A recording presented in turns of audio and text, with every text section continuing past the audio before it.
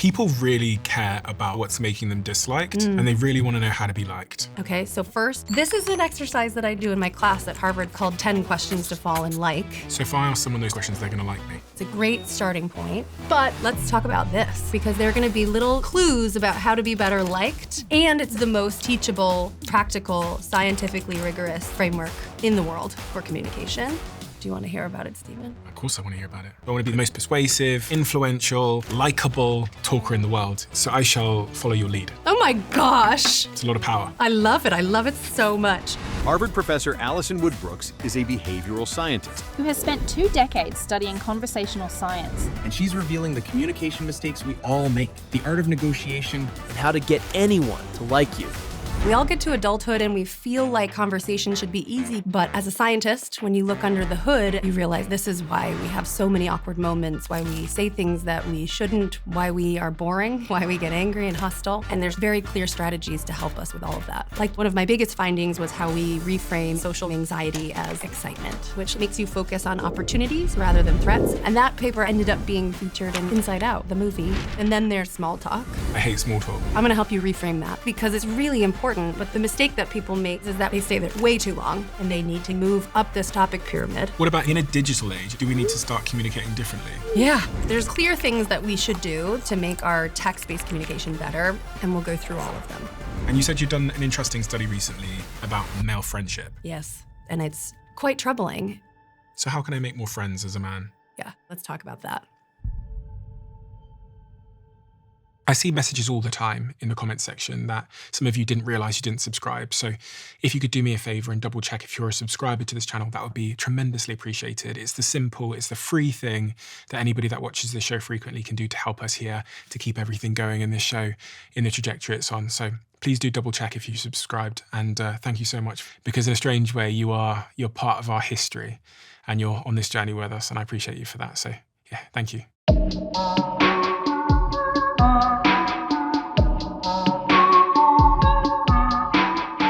Professor Alison Wood Brooks, what is it that you do, and why do you think it matters so much to the world? I am a professor at Harvard, and I'm a behavioral scientist. I study how people talk to each other and how they can do it better. I teach a course that I created there called Talk. I wrote a book about it, also called Talk, The Science of Conversation and the Art of Being Ourselves. And if someone's chosen to listen to this conversation now, they've just clicked on it and they're thinking, should I stay or should I go? What promise can we give them if they stay and listen to this conversation that is based on the work you've done in your book and all the research you've done? What is it that you think the average person can come away with that will have a meaningful impact on their day-to-day life? All of life is about relationships, and relationships are about talking. So if they can learn even one strategy that helps them in their conversations, it will massively improve their lives. If you think of everything from work to romantic relationships, friendships, productivity, all of it hinges on having excellent conversations. But conversations are easy, right? Like, you just talk. We all feel that way. We all get to adulthood and we feel like conversation should be easy because we started learning how to do it when we were 1.5 years old as toddlers. And we practiced doing it with an enormous number of partners, conversation partners, every day of our lives. So by the time we become adults, it feels like we should be experts, like we should be great at it. But as a scientist, when you look under the hood and you see, oh my goodness, all of the complexity that's happening under the hood, you realize, oh, this is why we have so many awkward moments, why we say things that we shouldn't, why we don't say things that we should, why we hurt each other, why we get defensive, why we are boring, why we get angry and hostile. And there are very clear strategies to help us with all of that. As you were saying that, I was thinking, do you think there's a lot of people that are going through life giving off the wrong impression because they don't know how to talk? Maybe they are disliked, maybe they are misunderstood because they haven't mastered the science of how to have a great conversation. On my worst days, I worry that everybody's walking around being misunderstood. When you think about talking, even as I'm talking right now, there's no way to take the entire contents of your mind and all of your personality and say it out loud. And so we're always curating. We're always choosing what some subset of stuff to share with other people through conversation. And almost no one is doing that perfectly. And I fear that many people are really struggling with it. If you had to pinpoint just a few things that people want when they think about becoming a great conversationalist, like what is it that we actually are aiming at? Is it to be, what is that? Yeah, usually people want to be liked, even loved. Usually we want to enjoy our conversations, to not have them be miserable. We want to feel safe and protected and not have it be dreadful and time-consuming. And we want to achieve professional goals, so advancing and achieving and making great decisions. So already the very basic drives of what people are trying to achieve in conversation are actually a little bit more complicated than just like, oh, we're looking for connection. And then when you really dig into it, within all of the goals that people want in those categories, it's like a vast constellation of motives. I would like you to teach me how to talk really, really well. I don't know if you need my help that much, Stephen, but I'd love to. Even the best communicators have room for improvement. No, I think I do. Yeah. I think I do. Because I was thinking about this last week and all the conversations I've had, the different types of conversations. Yeah. I had one conversation where I met someone's family for the first time who works with me. Yeah. And it was a little bit nerve-wracking because that contact, people have these moments where they meet the in-laws or whatever, or they meet. For me, it's often meeting someone who works for me's family I find quite nerve-wracking because they're like, I think they're kind of probably judging me. I've also had difficult business conversations. Because they are judging you. Yeah, they are judging me. And I can feel it. And as I go towards those conversations, I'm like, oh my God. And then I end up just like freezing or being a little bit paralyzed. And you'd think as someone like me who does this for a living finds conversations easy. I absolutely do not. I actually, the more, I talk to very high level, C-suite, very successful people. And in fact, the higher and more successful people are, the more likely they are to be aware that this is really important and that they have room for improvement. It's almost like you're aware that this skill is probably what helped you get where you are. And therefore, you want to get even better at it. And you're keenly aware of when you have awkward moments or make mistakes or missteps. And you're like, I would really like to get that out of my life, please. Amen. I ruminate on an awkward encounter I had 2.5 weeks ago. Of course. I was like, I should have just da-da-da-da. But actually in reading some of your work, I thought about what I could have done. And we'll get to this idea of preparing for those moments, which I typically don't because I assume I should be a natural. Can I ask you, as you were talking about these different examples of things that you're ruminating about, do you feel like you have a weakness or like a recurring thing that you suspect you need to get better at? I think one of them is I am a bit of an introvert in my sort of self-classification. Mm-hmm. And as people know who I am more in the world, I think I've become more introverted. So, and sometimes that can be perceived in the wrong way. So my happy state is kind of being alone or around people that I'm extremely familiar with. If I leave the house and I go, say, to a gym or something, I have a little bit of paranoia. Yeah. So I'm always kind of on edge, which means that this kind of shuts me down more. So when I do have conversations, I can sometimes appear to be a bit more shut down. Yeah. And I don't want to carry that into moments where I need to be a bit more open. And then I would say, generally, I just hate small talk. Yeah. You're not alone there. And I just see it as a point. This is why I think I podcast, because you can just skip straight into the deep stuff and I can ask people about their trauma. You can do that in normal conversations too, actually. Do you find that you get stuck in small talk? Yes. A good bit? I just try and avoid it. So I've got this funny story. One of the most prestigious people on planet Earth invited me to come to a thing. And I said no because there would be 100 other people there. Mm-hmm. And I just didn't want to be in a room for 4 hours with a bunch of other people. For me, it's so exhausting. Yeah. And if I told you what this context was, you'd burst out laughing. And my team were like, you go to that fucking... and you go. And you enjoy it. And I'm like, no, I'm not going. There's too many people there. But that's kind of what I'm like. I love this environment, but I hate small talk and I don't know if that's a weakness as much as it is you learning your preferences. I think it's okay. Maybe we'll get there, but large groups are very stressful. Group conversation and figuring out the structure of who should be talking to whom, when, and about what is very overwhelming for the human mind. It's quite different than intimate one-on-one conversation, which is much more within your control, and it's much clearer what the purpose is. So we should think about it. Maybe we can reframe it, and it's not a weakness, but thinking about your social portfolio. Who are you talking to Is it the right people, and is it in the right arrangements, in the right group size? So what we're doing right now, one-on-one, is a categorically different task than going to a party with 100 people. So I'm going to help you reframe that later on. Why did you choose to do this? Of all the things you could have done with your life. Yeah. Isn't life so fascinating? I often think about the paths not taken, but I'm very happy to be on this path. I grew up in upstate New York on a small lake in a small town. I was a lake girl, just gorgeous place. And I love playing sports, team sports in particular. I love female friendship from an early age. And probably most formatively, I'm an identical twin. And all of the things I just described, I think, are either indicators of how much I love conversation or formed my love of conversation. But either way, I arrived at college deeply interested in understanding humans and their behavior.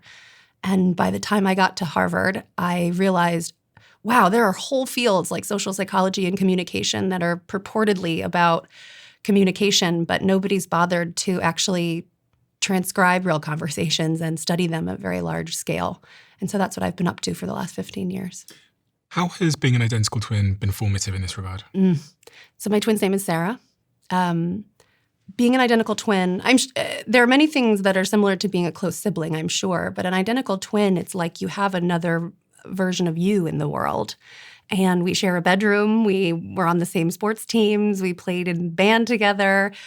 And so it's sort of like watching a version of yourself up close.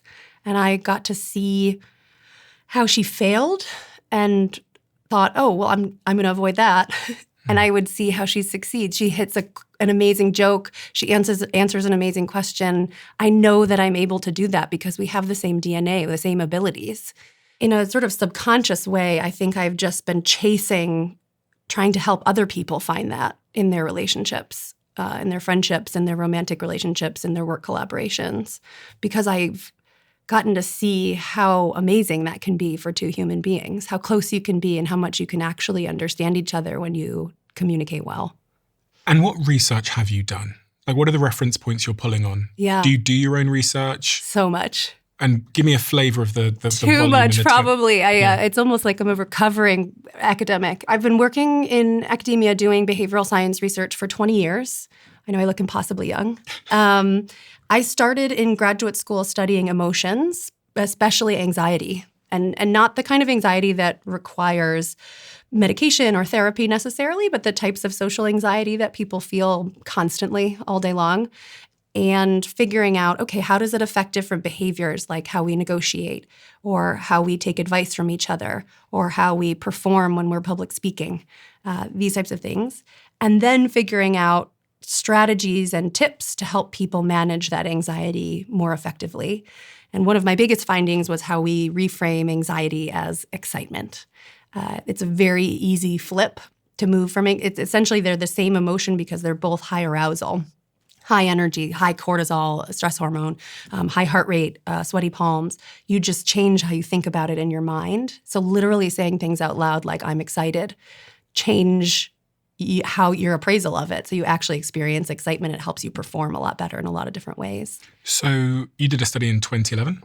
Yes. The Nervous Nelly negotiation study? So that one was about negotiation specifically. This excitement reappraisal, the paper is called Get Excited.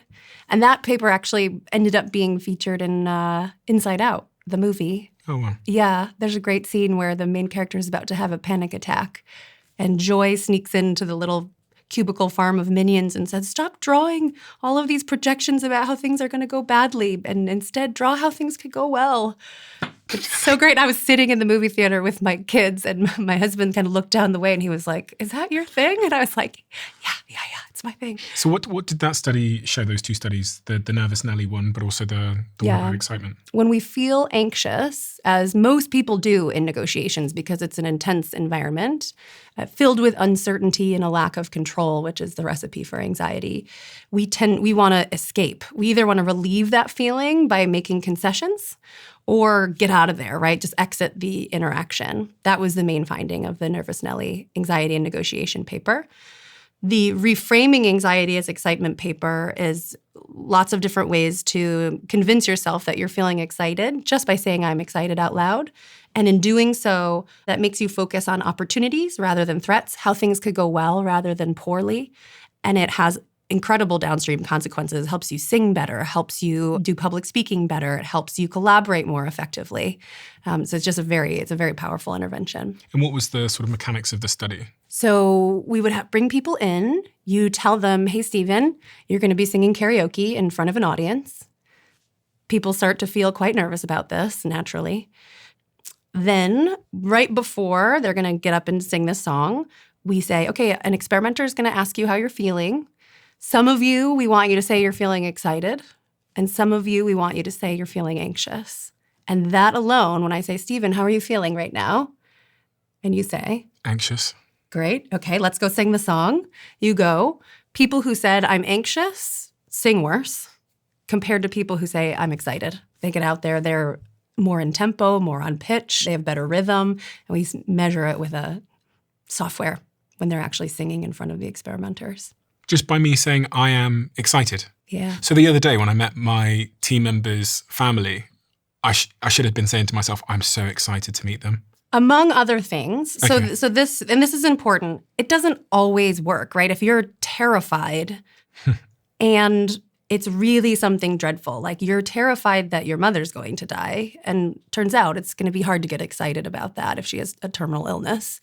But on the margin, if you're sort of torn between feeling nervous or excited, in your mind, if you can really convince yourself that you actually are excited and that things could go well, I'm going to crush this exam, I'm going to tear it up on the basketball court, that flip, if repeated enough, actually becomes more likely to come true. And certainly before a high-stakes conversation like meeting your colleague's family. So interesting. I have this behind-the-scenes channel called Behind the Diary on YouTube. And the other day when I did Jimmy Fallon, because it's kind of outside of my wheelhouse to go on like late-night TV in America and like 7 minutes to be funny or whatever. So I was shitting myself because I'm a very serious guy. Yeah. But before I went out, there's a video of me and I said to my team, what I said to myself before the little curtain opened was, this is going to be amazing. Can't wait. You've like prepared for this. That I said all this nonsense in my head thinking that it was nonsense. And I walked out, had the best time of my life. It went so great. Great. And I made a video about that, how, I'm not one to believe in things that without like rigor and evidence. And I didn't have it. Now you do. Now I do. Now I have a study that proves that it's not. This one is interesting. I think this was the beginning of my scientific journey, realizing that the way we talk to other people and the way we talk to ourselves, especially in a repeated sense, if you think about, okay, you did that before Jimmy Fallon. Now what if you do it before the next time you meet a colleague's family? Now what if you do it before you interview Bill Gates, before you do it, right? If you then get in the habit of telling yourself you're excited and that becomes effective for you, it's incredibly meaningful in accumulation over time, right? So just focusing on one time, yes, it's helpful, but if you can make it habitual, it has this sort of upward spiral effect on people. It was the beginning of my scientific journey thinking, oh, well, if we can study one phrase like get excited or I'm excited, what if we start studying the cascading, unfolding ways that people talk to each other? And not just one line, but like every turn of a conversation. No one had done that before. And this negotiation study you did, what was the mechanism for that? Yeah, that was a more class of the literature. People have been studying negotiations for decades now, and there's a really great negotiation course at almost every business school and law school that's based in all of this rigorous work. What had not been studied in terms of negotiating are people's emotions. It was about 15 years ago that people, even including scholars, came to the point where we were like, oh, people's feelings matter. When they feel nervous or when they feel angry, that's actually an important distinction, how you feel on the inside versus what you're expressing to your counterpart. So in this paper, what we found is as a base rate, most people feel anxious before and during a negotiation because it is an intense environment. It's probably one of the greatest benefits of taking a negotiation course is that you just get reps, and so you get more comfortable with the process of doing it. That might be the biggest takeaway from doing a training course like that. And so in this paper, we had that sort of base rate. Look, everybody's feeling anxious. And then what are the downstream consequences of feeling anxious? And what we find, we had people doing negotiations, playing these negotiation games. What we find is that people are much more likely to sort of leave prematurely or make more concessions to relieve the feelings of anxiety. Make bad offers. Yeah. Or it depends on your goals, right? If your goal is to claim a lot of value, then making concessions and giving money away is not going to help you with that. So if I'm asking my boss for a pay rise, for example, and I'm very, very nervous, I'm much more likely to lower my expectations, accept a bad offer, and leave the situation prematurely. Absolutely. So what do I do about that? Oh, so many things. If we're talking about asking for a raise, what you want is to go in there with as much sort of personal power as you can. One way to do that is to get another job offer somewhere else first. So we talk about this as the best alternative to a negotiated agreement, a BATNA. You want to strengthen your BATNA. So if your boss says, no, I'm not giving you a raise, you can legitimately say, I'm going to go take this other job offer because I just got a better offer from the guy down the street. What if you don't want to take the other offer? Then you need to be honest with yourself about how much power you have in the negotiation. You also probably, a lot of people make the mistake of going in sort of hands on hips, like I deserve more money. There are lots of questions that you should ask first to know, am I negotiating with the right person? Does my company have the funds to actually give me more money? How can I justify this in a way that's compelling to them, right? It's not up to you. It's that they need to want to keep you and to feel like you are being fairly and generously rewarded. And all of that requires asking a lot of questions before you go in and start making demands. In that context, how would you try and persuade me if you work for me? So what would you say? Because I do think, it's very easy to get someone's back up when you walk in and ask them for money. Yeah. If you do it 100%. It's hard for me to answer this because maybe this is sort of my personal values. It's almost like I'm taking off my expert hat for a moment. I think the best way to get a raise is to be awesome.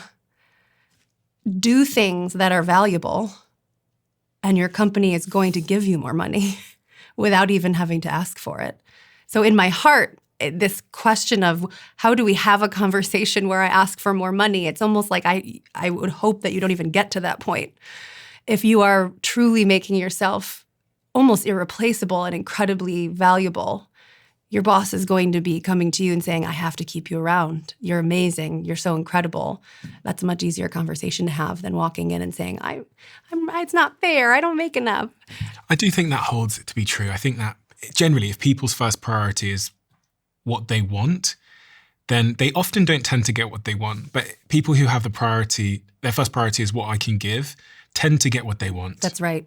It's so, it's a bit of a sort of like a mindset shift. If you prioritize other people's needs, if you're thinking about what your boss finds valuable, what the organization finds valuable, and you rise to meet those needs, you make yourself valuable, which is going to come back to you.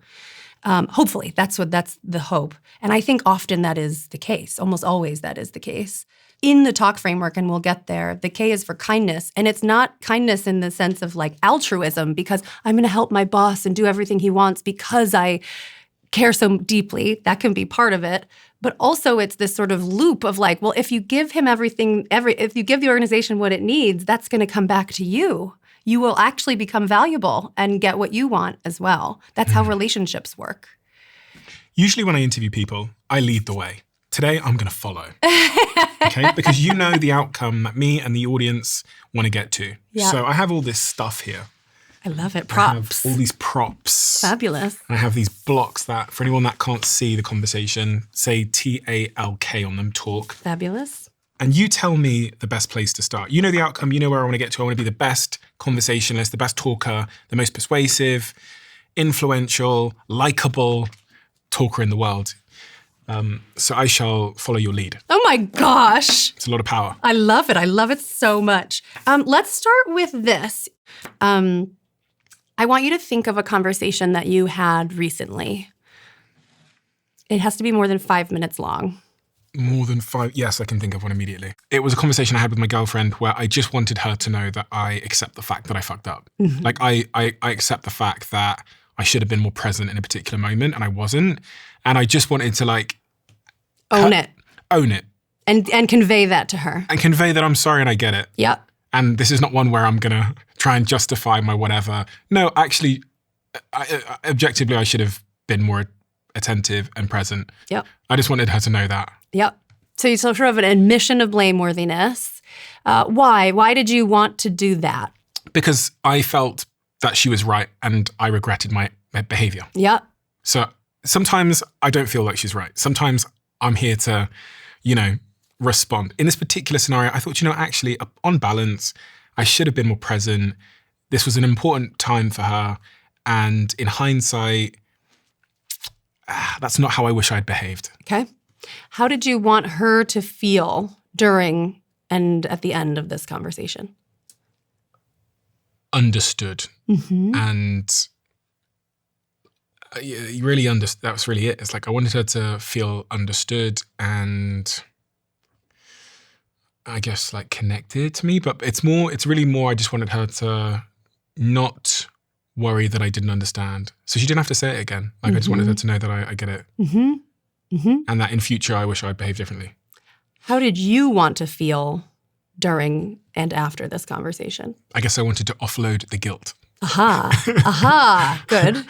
Yeah, because I felt bad. I felt like, no, actually. And it was weighing on your conscience. You were like, I gotta say that. I gotta own this because it's making me feel like a shithead. Yeah. Okay. Fabulous. Okay.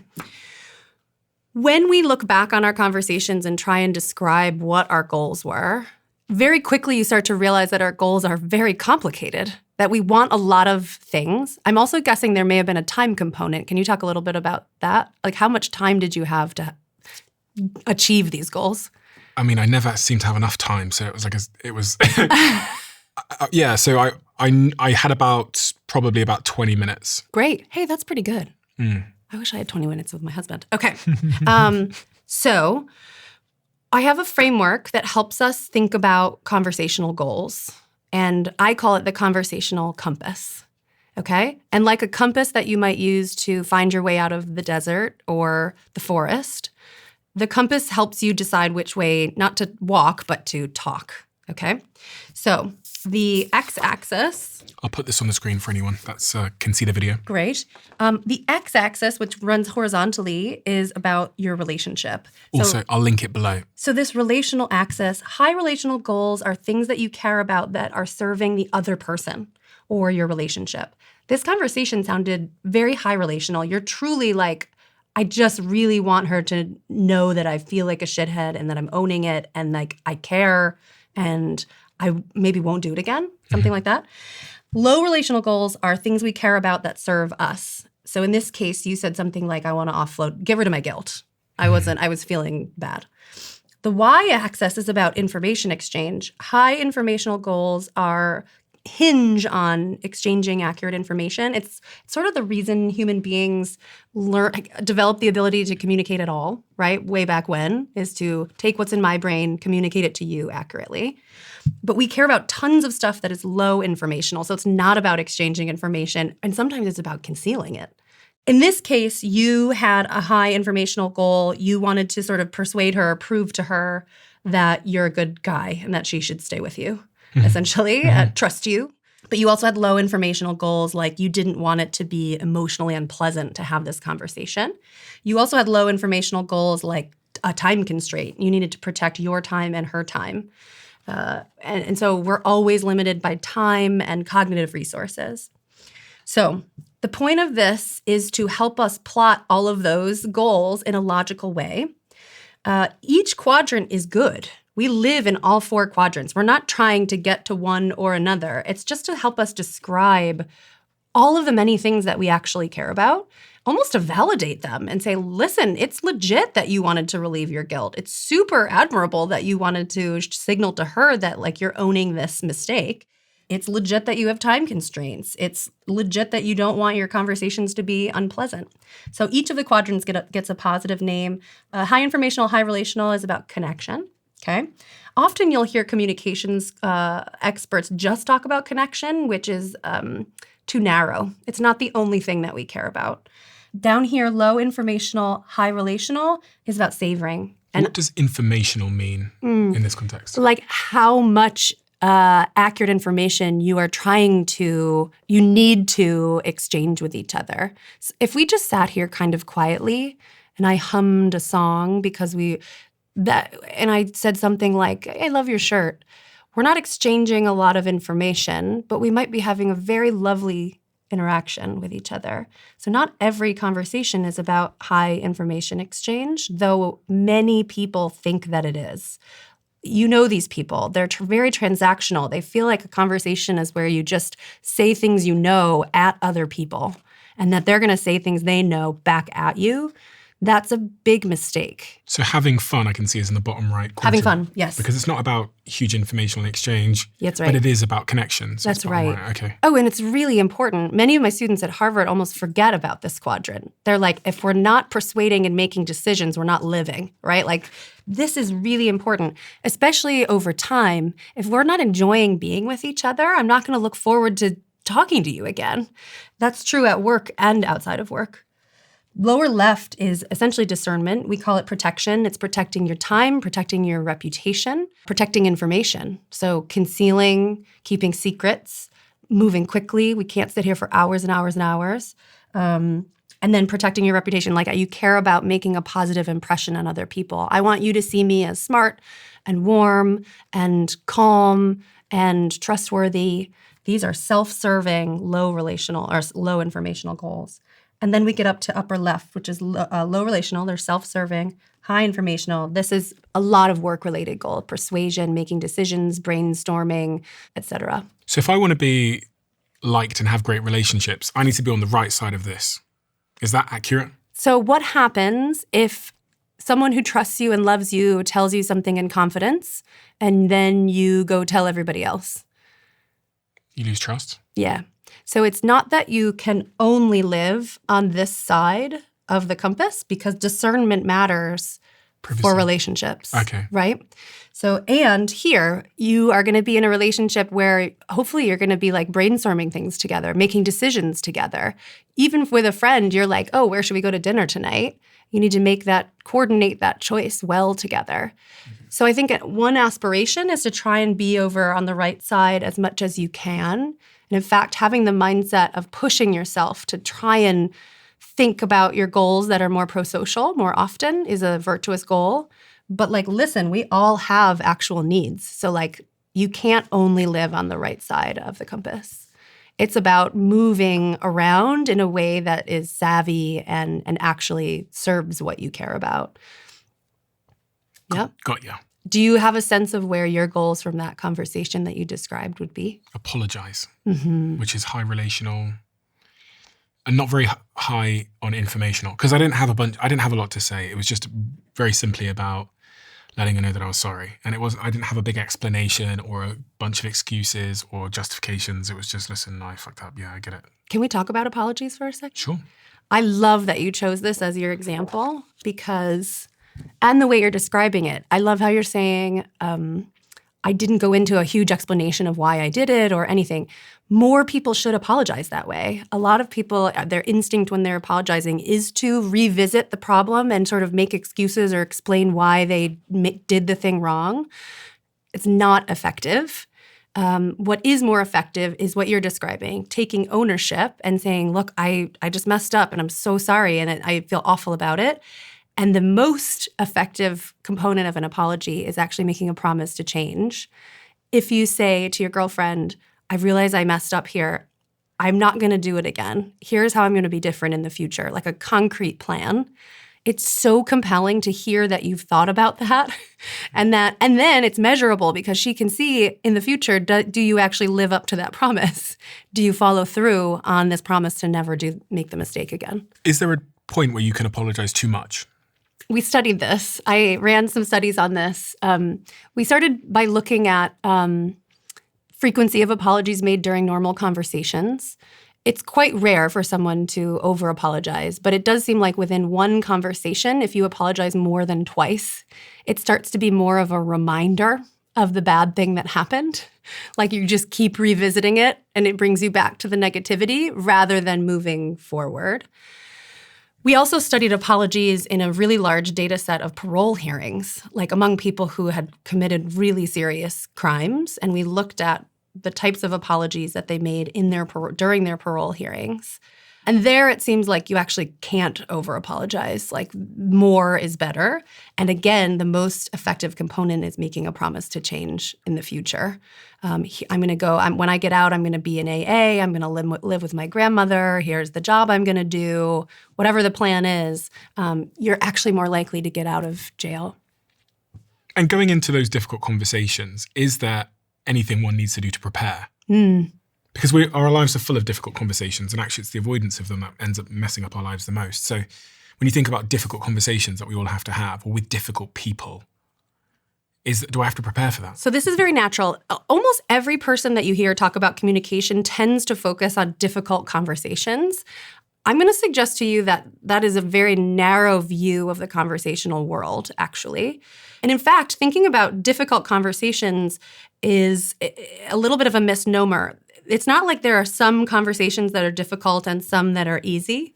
It's that in every conversation, there can be moments of difference where we use different language to mean the same thing, where we have an incongruence in our emotions, where we have a difference in motives. I want to give you advice, but you don't want to take it.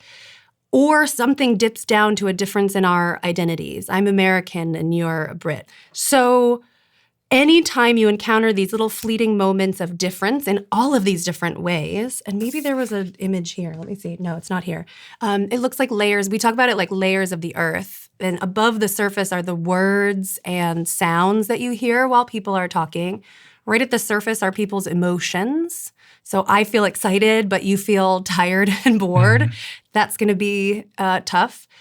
Right below that are people's motives. What I want to achieve. That gets back to the compass. What I want to achieve is different than what you want to achieve. We're all walking around with a compass in our mind, and they're different from each other. Right below that are our beliefs. Right? I believe that immigration is a problem, and you believe that AI is a way bigger problem than human immigration. How do we talk about that in a way? And then all of it dips down to the sort of hot magma in these layers of the earth model of our identities.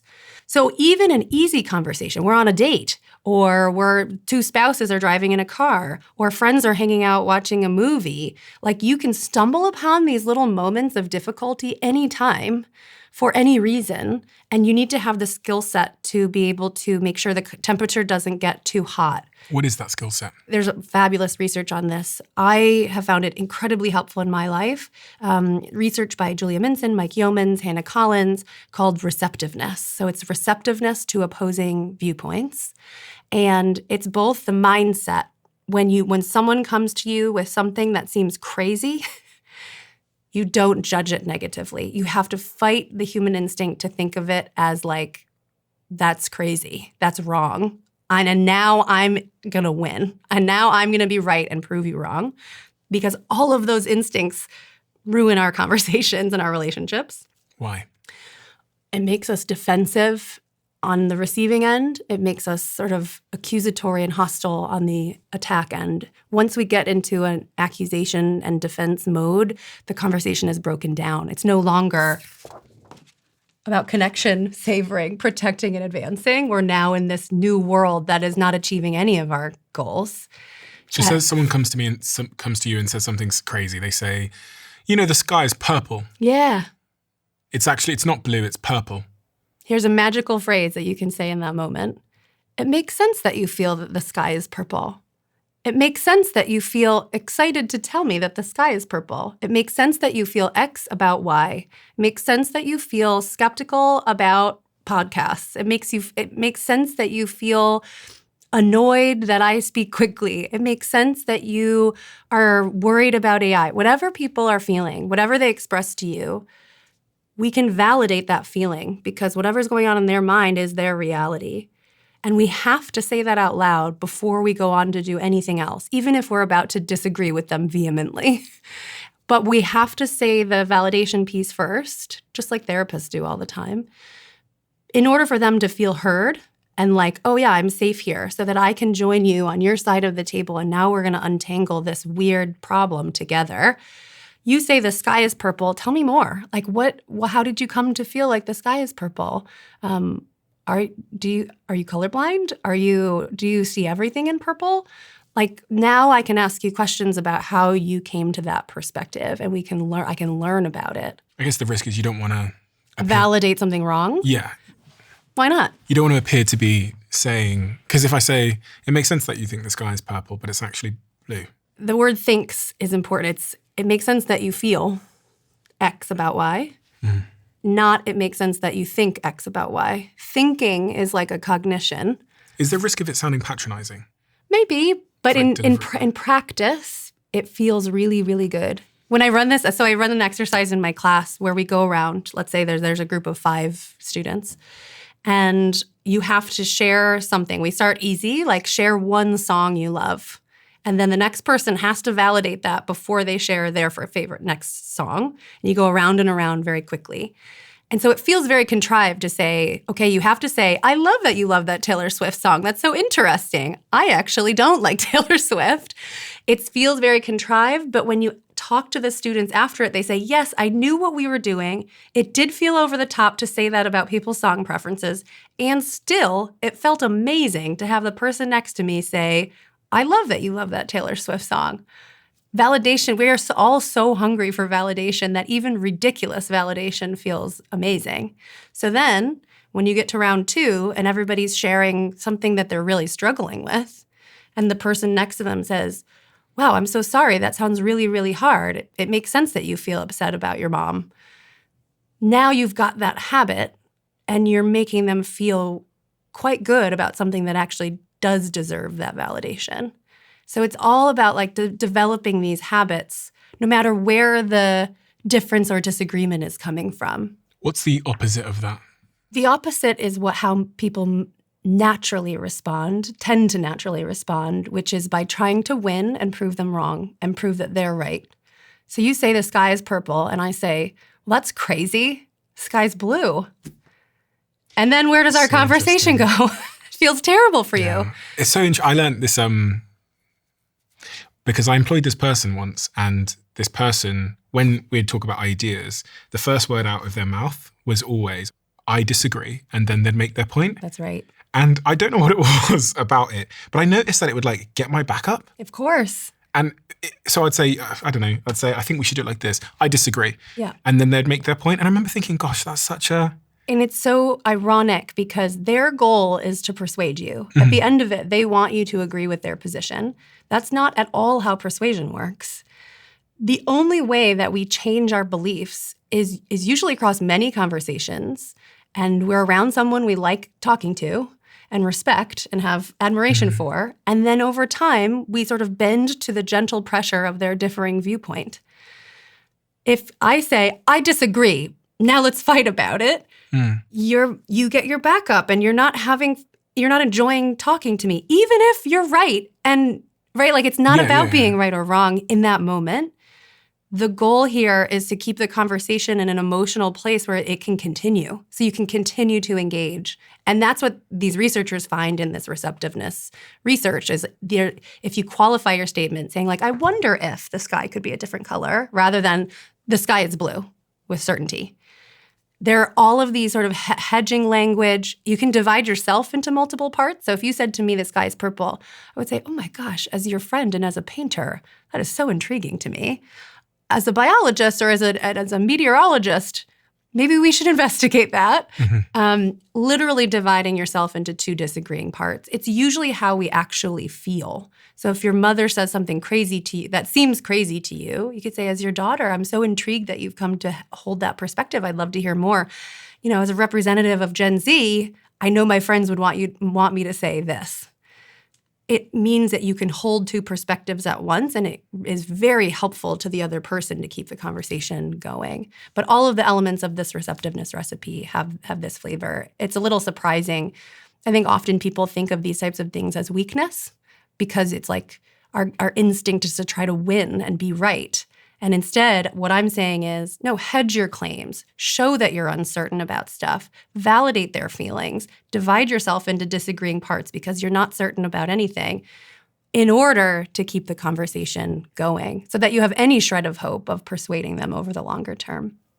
I remember Tali Sharot telling me about a study. Either she told me, she's a neuroscientist in London, and she told me they put 2 people in a brain imaging scanner and got them to like look at photos and come to agreement on the price of something. Yes. And then eventually in these studies, I'm super paraphrasing here, she's probably like cringing. I think I know what study you're talking about. Oh, could you explain it instead? Yes. So they studied what lights up in your brain when you're in a situation of disagreement versus agreement. And it is actually more taxing to your mind when someone is disagreeing with you. It's like these neurological alarm bells go off. And all of a sudden, like you described, what was your phrase? My back goes up? What was my your back goes up. I get my back up, yeah. That's it. It's actually in your brain. Your brain goes up. And it's hard. It's very hard to continue to engage once that process is underway. Yeah. Right? Some people call it amygdala hijacking, which is not quite right. But your brain does look different when you're in a situation of disagreement. So whatever we can do conversationally to sort of tamp that down so that your back doesn't go up is going to be quite helpful. She showed pictures of the brain in these scans when someone disagrees with you. And I think, and I might be getting this inverted, that it was almost like the brain had shut down to receptiveness in that moment. It was like, so when I wrote this chapter in my book called Do Not Disagree, it's an intentionally provocative chapter because people think, what do you mean? Never disagree with anybody? No, but I mean right. Don't make the first thing you say, I disagree. That's right. It can come later. 100%. It can come later, but first has to come like, oh, it's so intriguing that you said that. I'm so fascinated. And it makes sense that you might feel that way. I wonder if, and then you can go on instead of, I disagree. I met a girl called Anne who always said yes and instead of but. Good. And it shocked me because it was so different. Having a conversation with her, you say something to her and you go, I think this. And she goes, yes, and then she would make her point. And it could be a complete disagreement, but I noticed she was doing it and I loved it. Yeah. Oh, yeah. And we often think of the yes and as part of sort of improv, comedy, humor, et cetera. The comedians are really on to something much more profound about conversation broadly. If you can come from a sort of mindset or like a spiritual place of yes and, essentially you're saying, I'm going to give you the benefit of the doubt here, even though what you're saying seems a little crazy.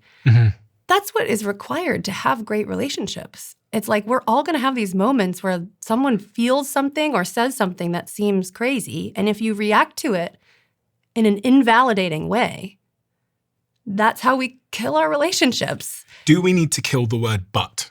Because what ends up happening is someone will say, the thing you just said about validating relationships, yes, I completely understand. I think you made a great point, Alison, but, and the minute I say but, it's kind of like I've just taken an eraser to everything you just said. I would love to get rid of the word but. Not but with 2 T's, but with 1 T, yes. Yeah, you never need it. You can make the same point and say and.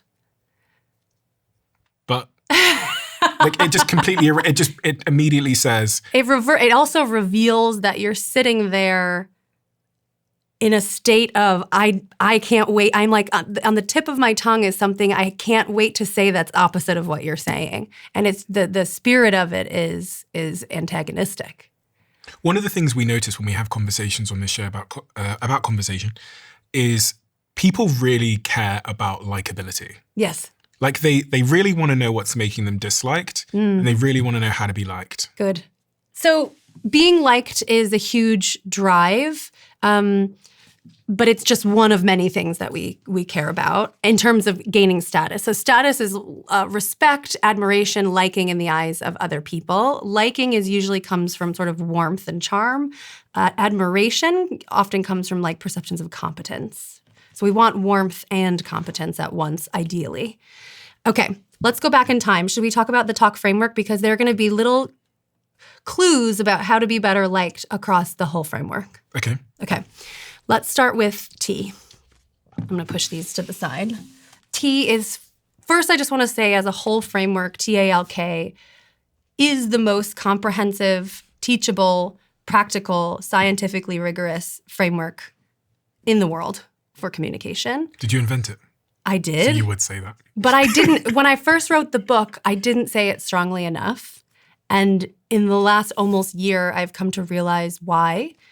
One part is because most people focus only on difficult conversations, and here we are focusing on all conversations, even the ones that seem like they should be easy and fun. It's all conversations everywhere, personal and professional. The other piece is that I didn't even really intend this as a scientist, but the way we do research is essentially natural language processing, machine learning fits into this new world of AI. So the framework can be used by humans or machines to coach people to be better conversationalists and used as a rubric after the fact of saying, okay, how did this go? Did you do well? Let's look at TALK and evaluate. Okay. It's the best in the world ever. Thank you, Stephen. That. Okay. Yeah, thank you. Thank you for recognizing. Okay. T is for topics. Topics are the building blocks of conversation. It is what we choose to talk about. Okay. Very simple. We all have an intuitive understanding that we sort of work through different chunks. First, we're going to talk about your conversation with your girlfriend. Then we're going to talk about the talk framework. Then we're talk about the compass, whatever. We're working through topics. What I think most people don't realize is that we're choosing topics every time we talk. It's not just at the beginning of a conversation, like an opener. Like, hey, what do you think of this, the diplomat? No, it's every time you're talking, we're making moves to gently stay on topic or switch to something else. What's so beautiful about that is it means we all have power. We all have control to nudge the conversation one way or another. And we can all do a better job with it. So what's the game here? To pick better topics, to know what topic we're aiming at? There's a lot of goals. It's both about choosing better topics. It's also about how can we make any topic better, okay? One huge piece of advice that when you start to realize how much your mind is doing during a live conversation is to offload some of that cognitive work to beforehand. Okay, so prepping topics ahead of time. This does not mean writing out an agenda before you call your parents or before you call your girlfriend. What it does mean is spending even 30 seconds, maybe even 10 seconds before you're in the chaos of a conversation to think about what you could talk about or what might be important for you to remember to talk about. Did you do that today? Always.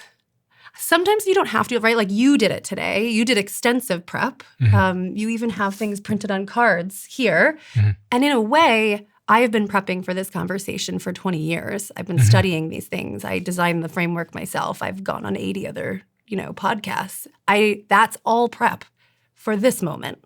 What about in your personal life? Yeah. Can you give me an example of where you prepared topics? Every conversation that I know is coming. Give me an example. So with Kasi, before I got here. Which is a member of our team. Yes, thank you. I wanted to ask her what it's like to be moving from London to LA. I wanted to ask her what it's like to work with you. She said all good things. All good things. Next question. What does A mean? I'm joking. So funny.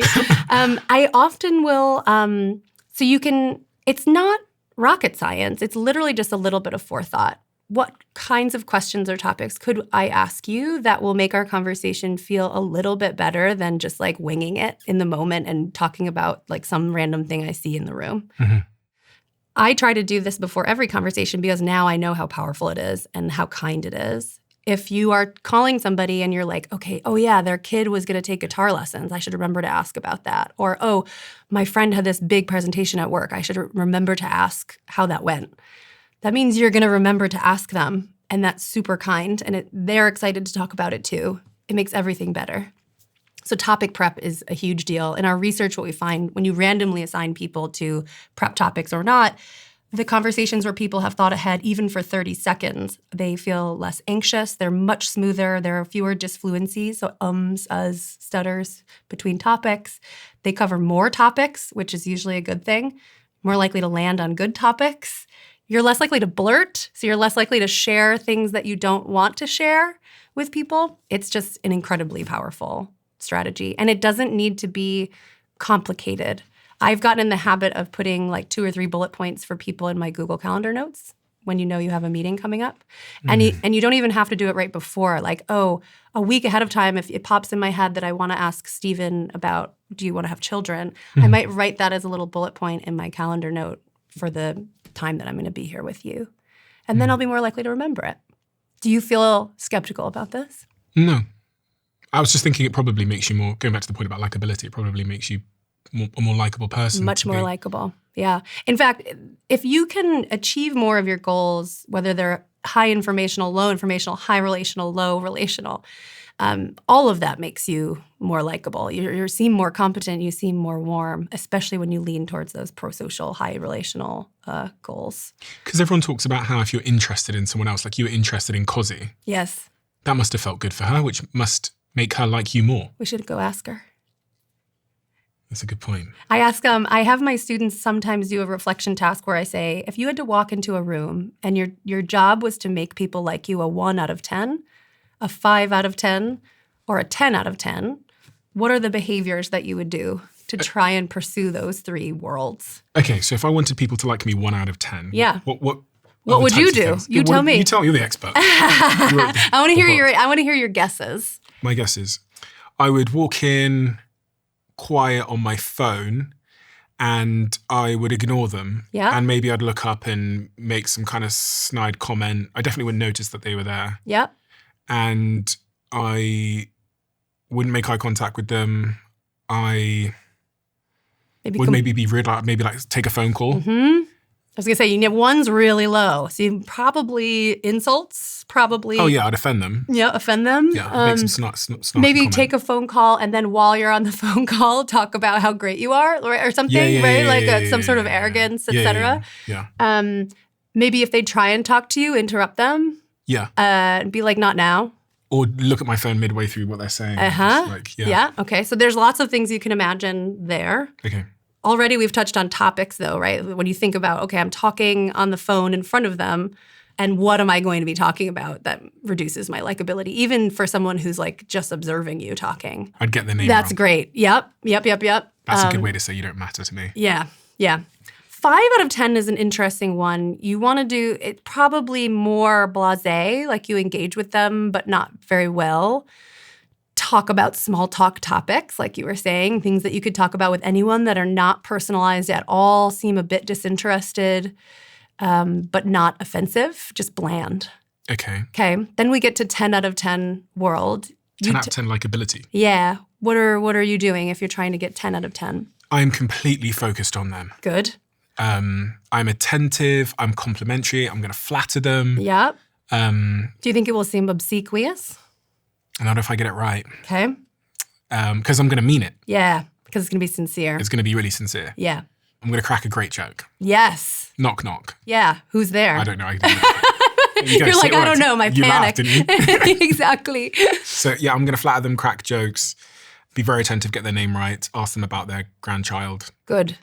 Okay, let's pause. I want to, in that description, already you're moving quite quickly through topics as you're interacting with them. You know that you can't be circling the drain talking about the weather for long periods of time. So just briefly, let me say, we don't need to avoid small talk. In fact, it's a very important social ritual for people who are strangers to each other, people who haven't seen each other in a long time. It's where we land and say, oh, we're doing conversation now. The mistake that people make is they stay there too long, way too long.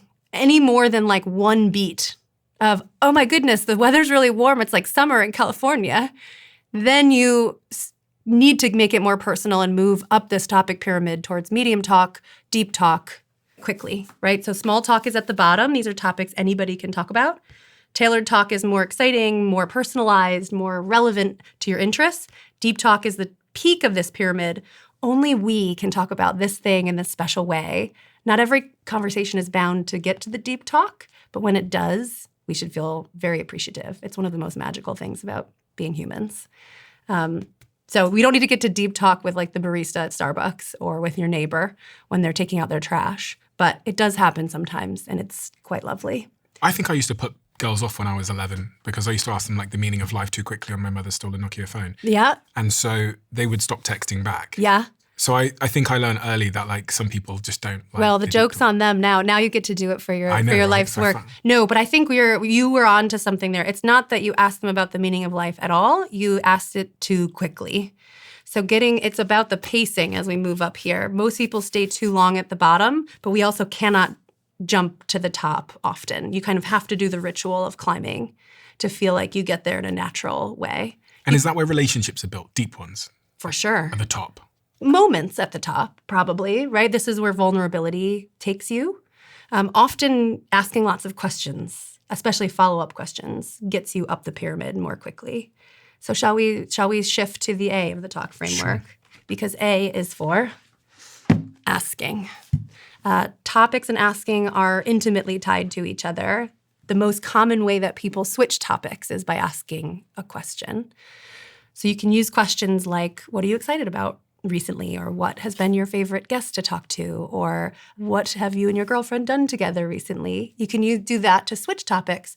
Once you're on a topic, we use follow-up questions to kind of dive deeply and move up the topic pyramid. So you're saying I should ask more questions? Yes. Okay. Well, ask more than they're asking me? Maybe not you, because you spend a lot of time asking questions. Yeah. But most people, the top line advice to make their conversations better is to ask many more questions. Asking, it sounds so simple, and it's almost like everybody already knows that, but doing it in practice is quite hard, and it's a skill. And people who do it well are more successful on romantic dates. They're more successful in work meetings. They're more successful as collaborators. They're more successful as entrepreneurs in getting funding. All of it hinges on question asking. So the top line advice, just ask more questions. At the very least, don't be a zero question asker. What happens to the fate of zero question askers? They're not getting a second date. They're not going to get that funding. They're not learning enough about their partner to enable them to succeed. If you go on a first date and you're asking zero questions, which, like, imagine that. We've all sort of been on that date, probably. You want to leave within 10 minutes. When you're on a first date, you have so much to learn about each other. You have everything to learn about each other. So if someone's not asking, it's a real problem, especially, I think this is a very especially good hack for men on heterosexual dates. Often what they're getting wrong is that they're not asking enough questions. How'd you know this? From data. From data? Yeah. So we have 1,000 speed dates, and the outcome is, does the other person want to go on a second date with you? And we have transcripts. It was an amazing study run by this incredible research group at Stanford about 10 years ago. And you can just measure how many questions they asked on each date. People who ask more questions are enormously more likely to get asked on a second date. So much so, imagine you go on 20 first dates. And I say, okay, Stephen, you just have to ask one extra question on those 20 dates. If you do, you'll convert another date into a second date from just one question per date. According to the data? Yes. It's true for both men and women, but it's particularly helpful for men because they ask fewer questions on average than women do. Really? Yeah. Significantly less? Yes. And the other funny gender effect in the data is that men are just more likely to agree to go on second dates. They're less discerning in general. But if men want to get asked on the second date, just ask more questions. What is it me asking more questions doing to the other person? It makes them feel heard and like you want to know their answer, that you're interested in them. And so it signals your interest, but also you learn what's in their mind and what their experience is, which arms you with more information to then ask better questions. So it's not just about asking more, although that's a good start.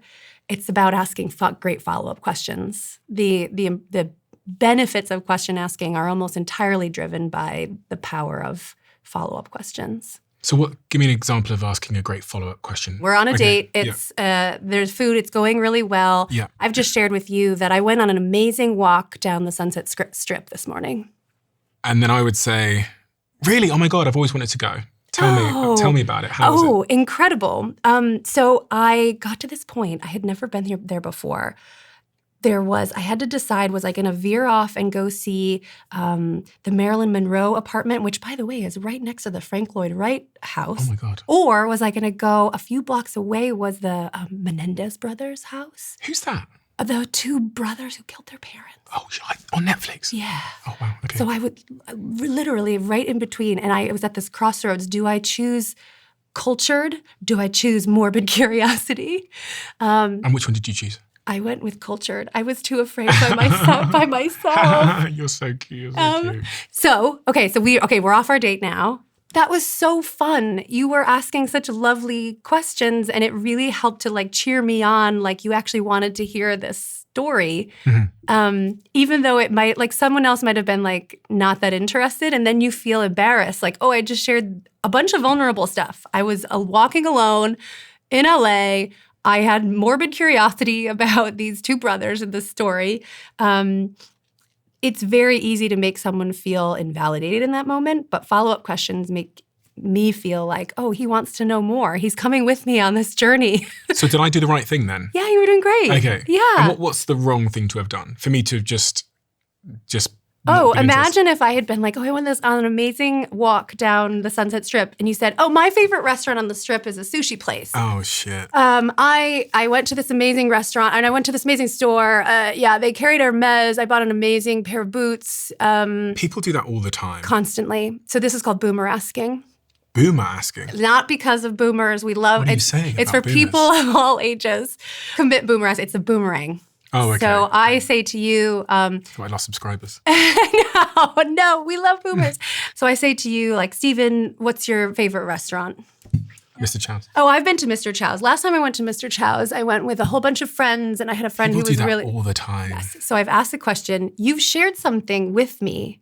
That is such a gift. Any sort of self-disclosure is such a gift. And instead of saying, oh, who did you go with? Or what did you order? Or what is it like inside? How did you like it? I bring the focus of the conversation right back to myself. People that do that don't know they do it.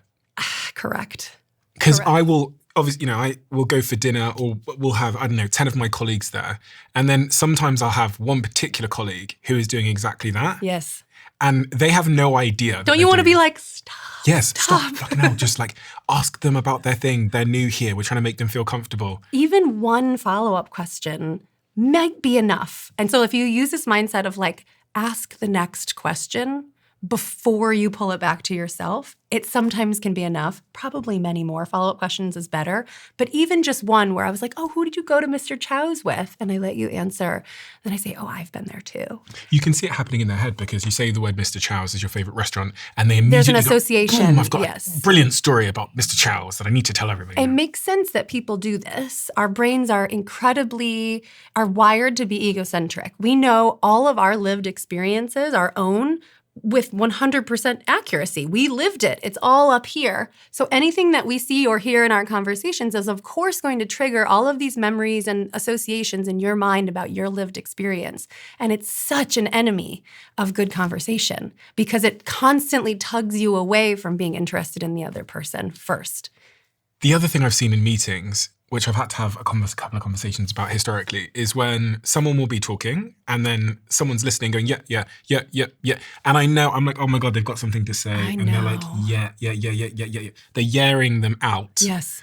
They're trying to yeah them into silence so that they can get their point across. That's right. Yes. And I've had to send messages in the past to say, by the way, you were saying yeah. And it made it seem to an objective observer like you weren't listening and actually you were just trying to say something. So just in the interest of your, like, Maybe don't. Just don't say, like... How do they respond to that feedback? Well, because I constructed it more...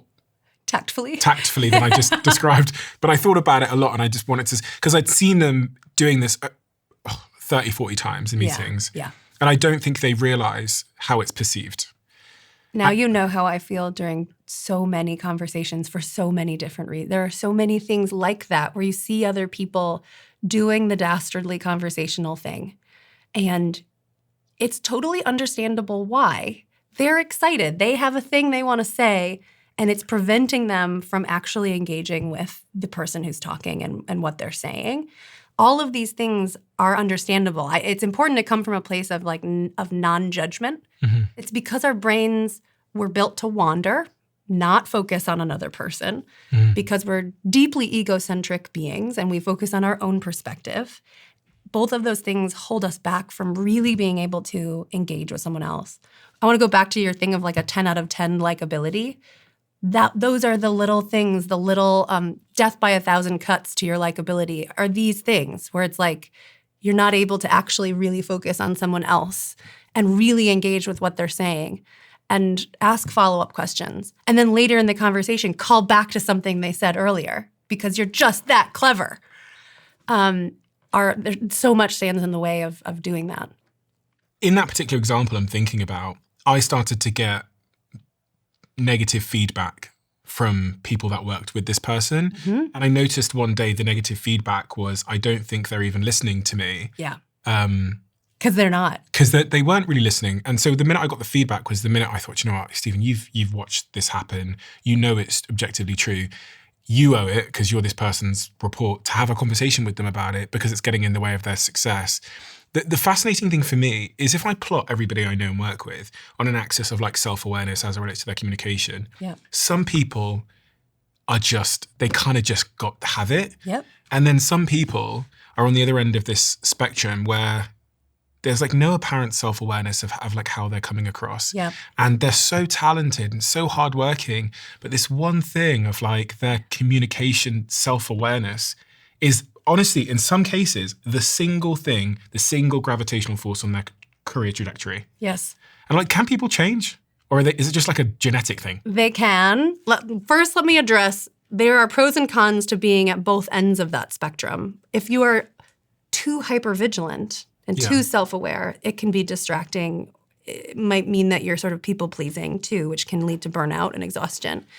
If you're at this lack of self-awareness end, of course, it's going to be a real problem. And so I love teaching and coaching people at that end because you can become more self-aware. So many of my students at Harvard come into the course and that's how they are. What do you mean? They are not aware of what their strengths and weaknesses are. They don't know what they're doing right and wrong. They just know they either hate conversation or aren't good at it. And so just by going through this talk course, they become much more sort of clear-eyed and open to the fact that conversation is a skill that matters profoundly, not in a sort of soft skill, fuzzy way, but in a quantifiable way that impacts everything that matters to them, like a bottom line, almost as like an economic value to them.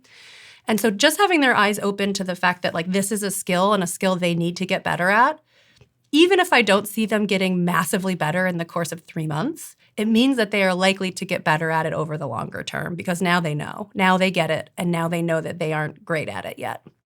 The world of business looks entirely different today than it did 15 years ago. Back then, building a brand meant having huge budgets, warehouses, office space, and lots of staff. But now you can start a business with your laptop, an idea, and the right tools. And I would know more so than anybody else because that's exactly what I did. Shopify is one of our long-standing sponsors on this show, and they're a brand I often refer people to when they're starting their businesses because it's a tool that contains many more tools within itself. And when you're starting out, everything is everywhere. It's messy and it's confusing, so having everything in the same place is incredibly useful. Shopify puts store design, payments, inventory, shipping, and even AI tools all in one place. And you can sell directly from your website or on social media, essentially wherever your customers spend their time. It's truly a brilliant business tool. So if you want to give it a go, head to shopify.com/Bartlett and sign up for your $1 per month trial period.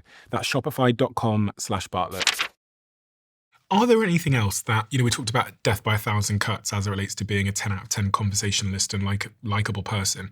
Are there any of these other small things that we do which are harming us but are tiny, that most people don't know they're doing? Let's move to K as I'm moving along in this framework. We're skipping L for now, which we would never skip L forever. K is for kindness. Often we're all taught this virtue of kindness when we're children, and spend the rest of our lives sort of falling short of actually doing it in practice. Mm-hmm. I've forever been obsessed with this idea of what are like people who are actually kind, what are they thinking about, and how are they interacting with other people? What kinds of choices are they making? How do they talk to other people? And so when you say death by 1,000 cuts, there are these sort of mistakes that we make in the respectfulness of our language that undermine our actual kindness to other people. Making sure you use someone's name. You gave this example, and the 1 out of 10 is like use the wrong name. That is really meaningful. You need to know people's names and use them correctly. And with appropriate formality, right? Sometimes it's wonderful to say like, hey, honey. And sometimes you need to say, it's nice to meet you, Dr. Brooks, right? Like you need to be able to read that.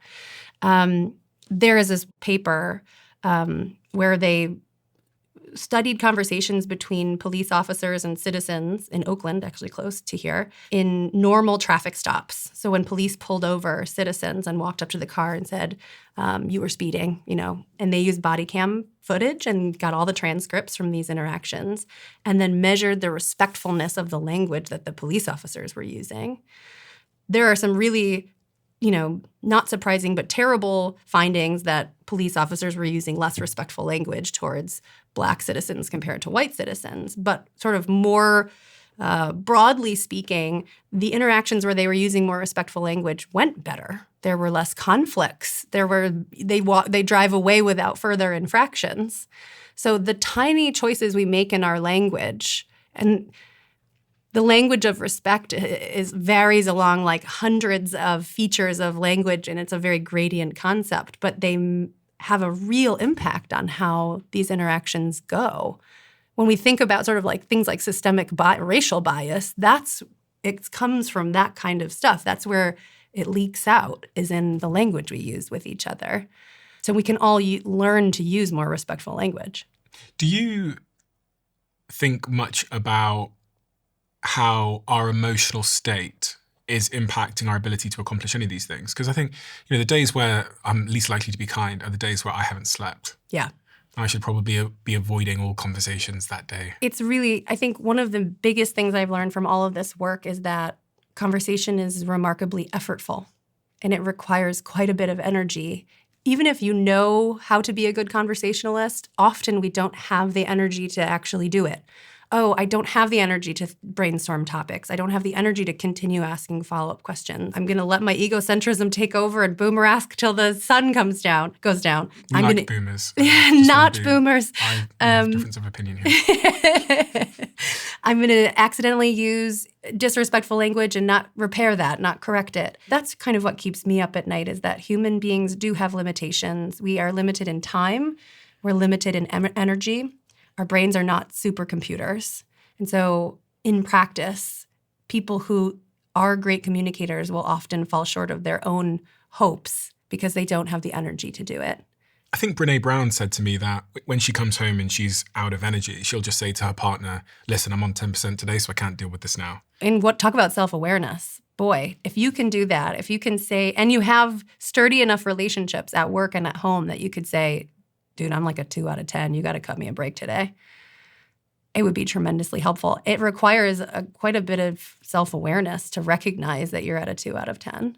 Mm-hmm. And a lot of grace from the people around you, which means that you're going to have to give them grace in response at some point. That's what good relationships are. And the L. L. Shall we put them in the correct order? Yeah. P-A-L-K. L is for levity. So we've talked a bit about difficult conversations and how they can so easily get overheated. When you think about chats that go off the rails, it's quite easy to think of hostile conflict, difficult conversations, because they're very salient, they're very memorable. Might be shouting, there's going to be hurt feelings, defensiveness. The more common enemy of conversation is actually boredom and disengagement. So yes, do we get annoyed with each other? Absolutely. But almost every conversation has stints of disengagement where people aren't interested.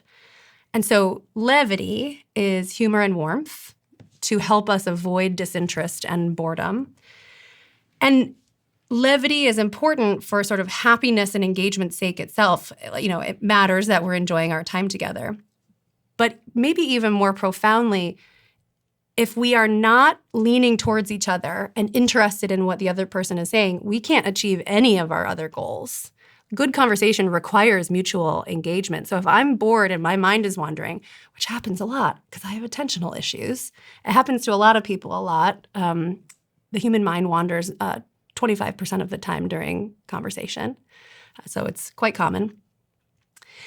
If your mind is wandering and you're not engaged with each other, then you can't do anything else either. Persuasion, making decisions together, brainstorming, connecting, none of it. So the L is very important because it makes things fun and enjoyable, but it's also important because we need to stay here with each other and not disengage. What if you're not a warm person?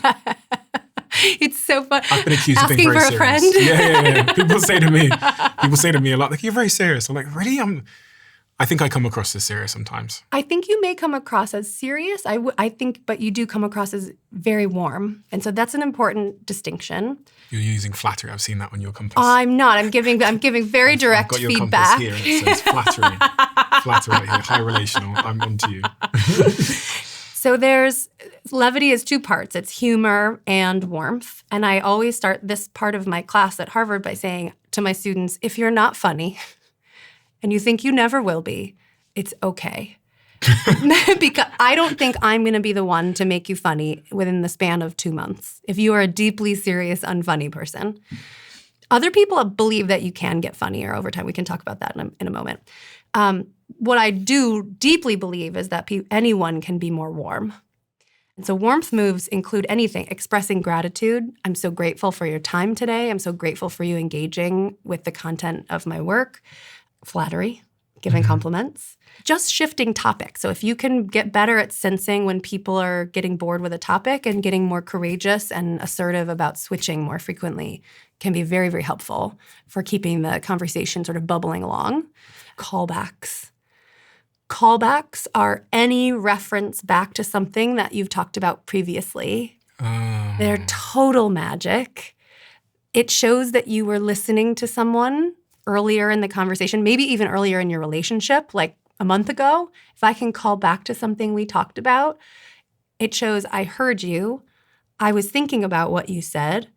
I was able to retain it in my mind, and I'm clever enough to reference back to it now. And often it has this really amazing quality where if I bring it up again, it's funny because you're like, oh, shit, that's super clever. Often, a lot of people ask me, how do we end conversations well? And I have two pieces of advice there. I'm going to bring this back to callbacks. One is nobody knows when to end conversations. It's the final topic switch. It's the final coordination choice. There's no way to know. There is no right answer. So it's better to just end it.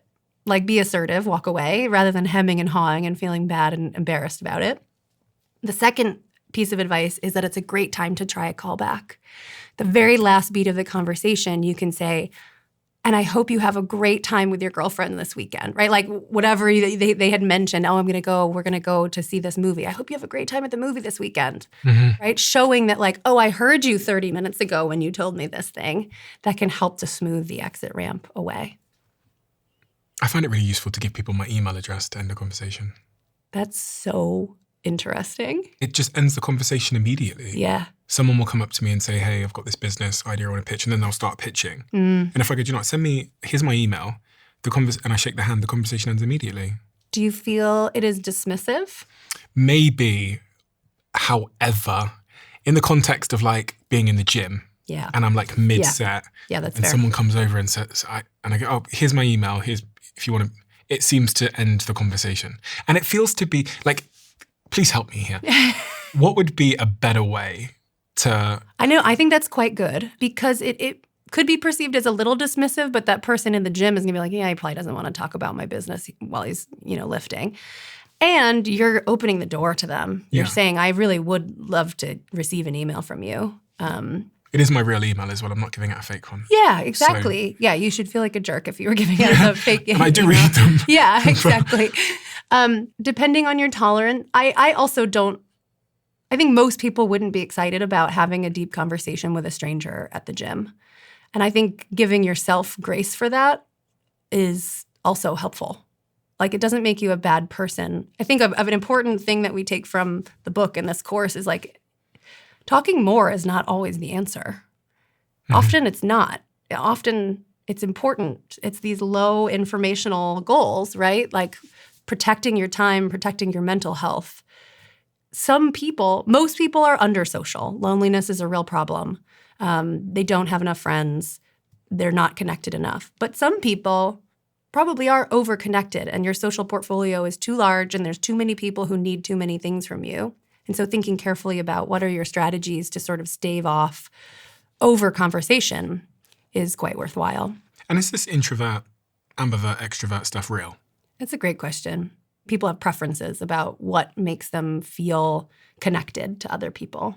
Some people would love to go to that party with 100 famous people. Tell me about it. Zara in my team said that the thing she wants to do on a Friday after a really, really, really, really, really busy week is she wants to go to a busy coffee shop and be around loads of people.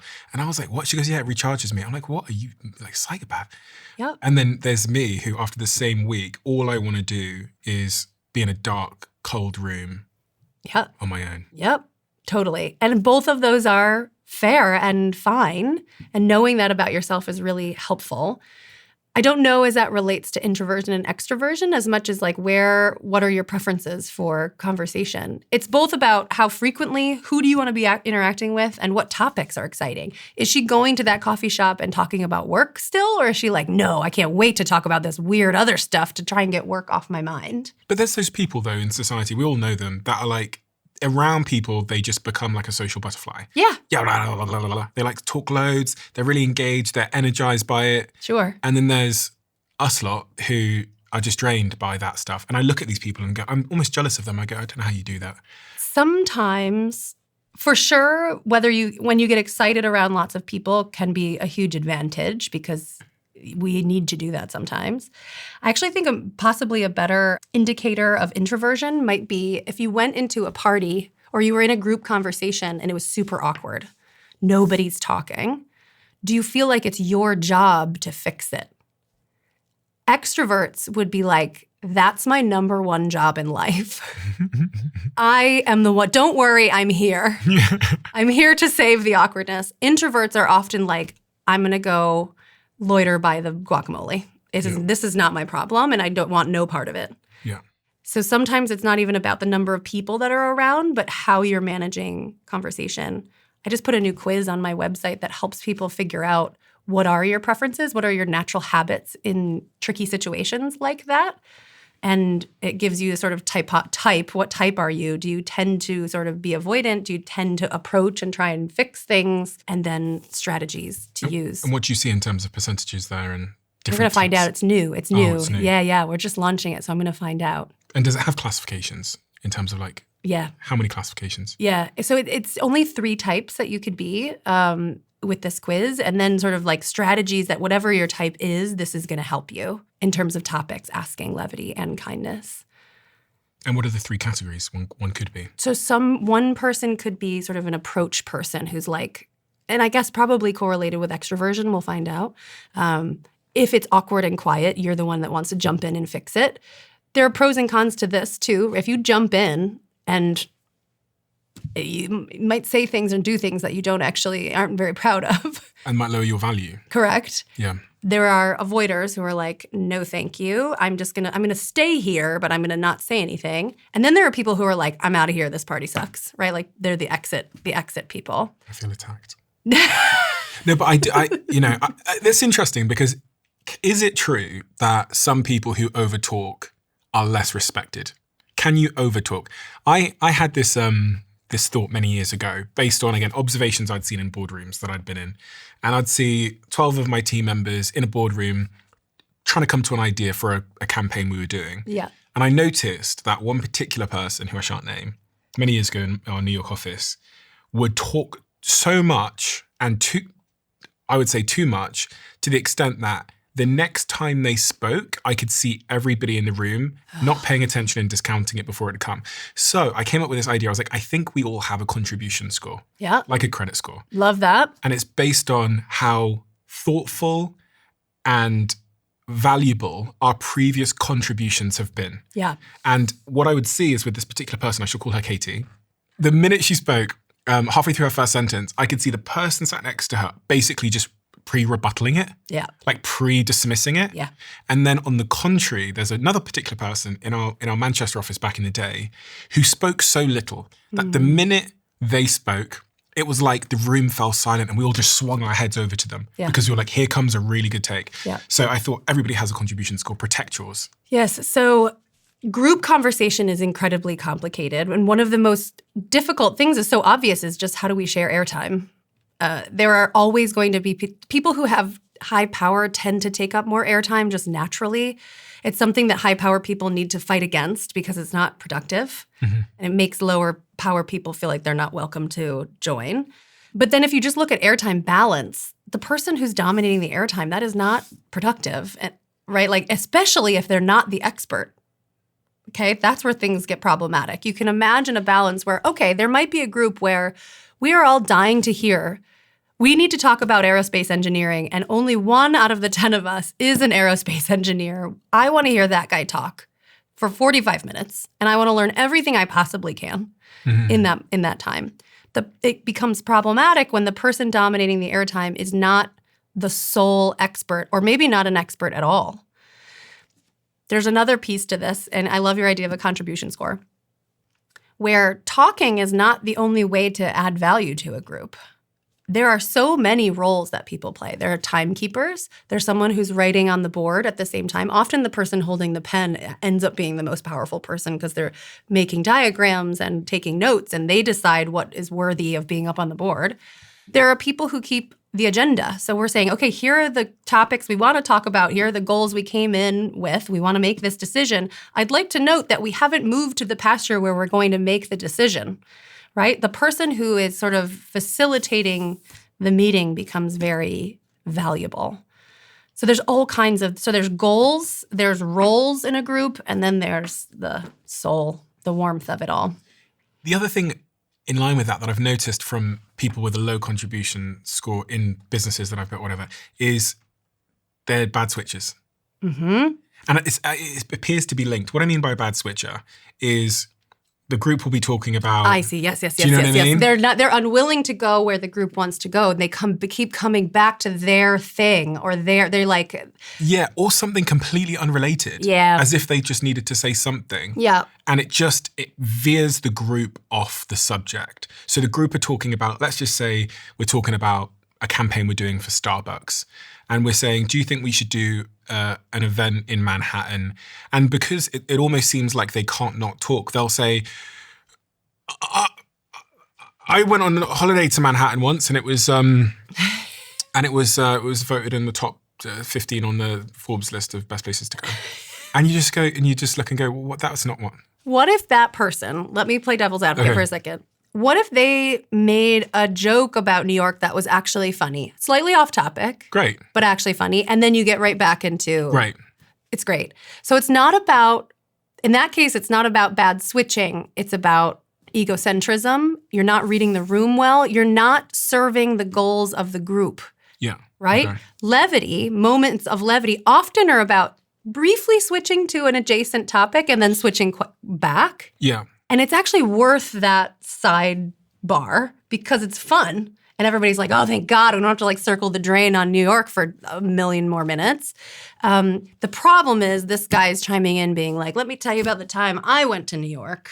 Yeah, and the collective are trying to go in one direction. I actually think about this a lot in the context of podcasting. I would hate to have a co-host.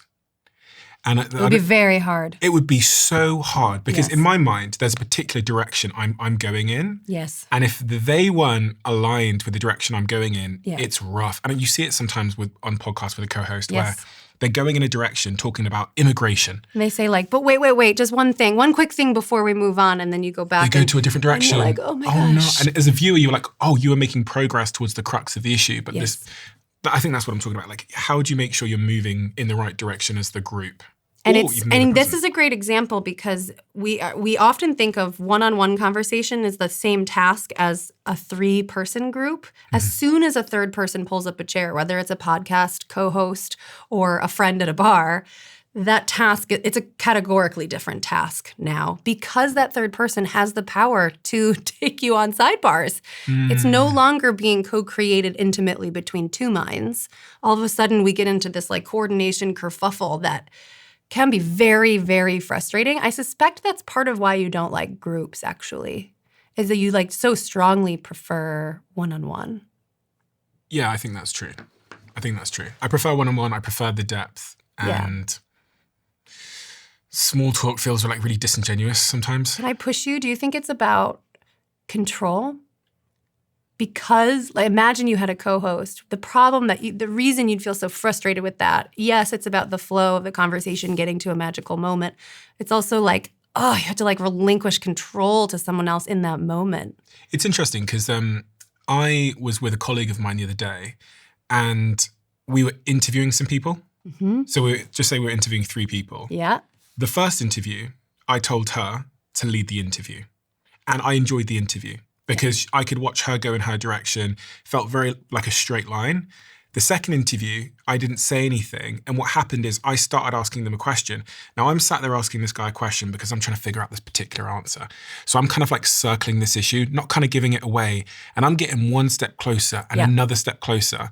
And then my colleague comes in and asks a completely different question. And you're like, oh. And I'm like, oh no, I was like so close to figuring out this thing about them that I suspect is a red flag. Yeah. So like, and then she came and asked a question. And then I'm sat like, oh my God, no, I have to go right back to this completely different subject and start thinking. And you're never going to get your answer. So anyway, afterwards, I had a conversation with her and I said, listen, when we do interviews, I think we need to clarify who's leading. That's right. I'll sit and listen when you do it.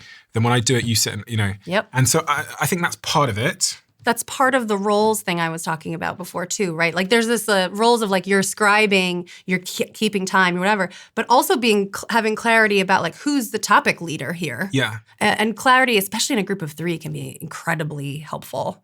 And lack of it is chaotic. A nightmare. Yeah.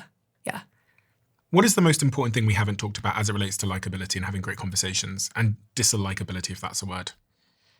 I want to distance ourselves from likability. I think likability is one very narrow goal of good conversation. What other things do people care about? Do you know why I use certain words? Tell me. Is because the audience have told me. Shall I tell you what they care about? Please. They care about dealing with narcissists. Good. They care about how to have difficult because they struggle with it? I guess so, yeah. Yeah. It's an interesting label. It's very accusatory of other people. Very accusatory. Yeah. Because I think everybody thinks the person they disagree with is a narcissist. It's like a nice way to like just... So a reframe of it is they struggle with disagreement. Yeah. Okay. The other thing is they care a lot about difficult conversations. It's the bane of their life. They struggle with them. They avoid them. They think if they could only get good at it, then they'd be everything they want to be. Yeah. They care about being liked. Yep. They care about avoiding things that make them disliked that they're unaware of that they're doing. Mm-hmm. I would say, and I guess the fifth one is they care a lot about persuasion. Remarkably, and Julian Treasure, who did that TED Talk about speaking, told me this, people don't really care much about listening. Yeah, and he told me he did 2 because they TED don't Talks. know. It's funny. It's so interesting to hear you say those things. To me, those are all very related to each other and revealing that people don't have great instincts about their strengths and weaknesses and what's hard and easy about conversation.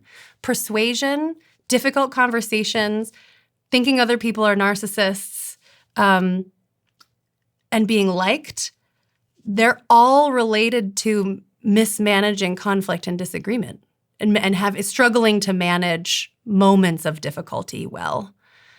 The social landscape of all conversation is so much broader than people realize, I think, because you were so narrowly focused on these very noticeable, memorable, salient moments of disagreement that were like, oh shit, that's hard, and we got mad and it ruined and we broke up.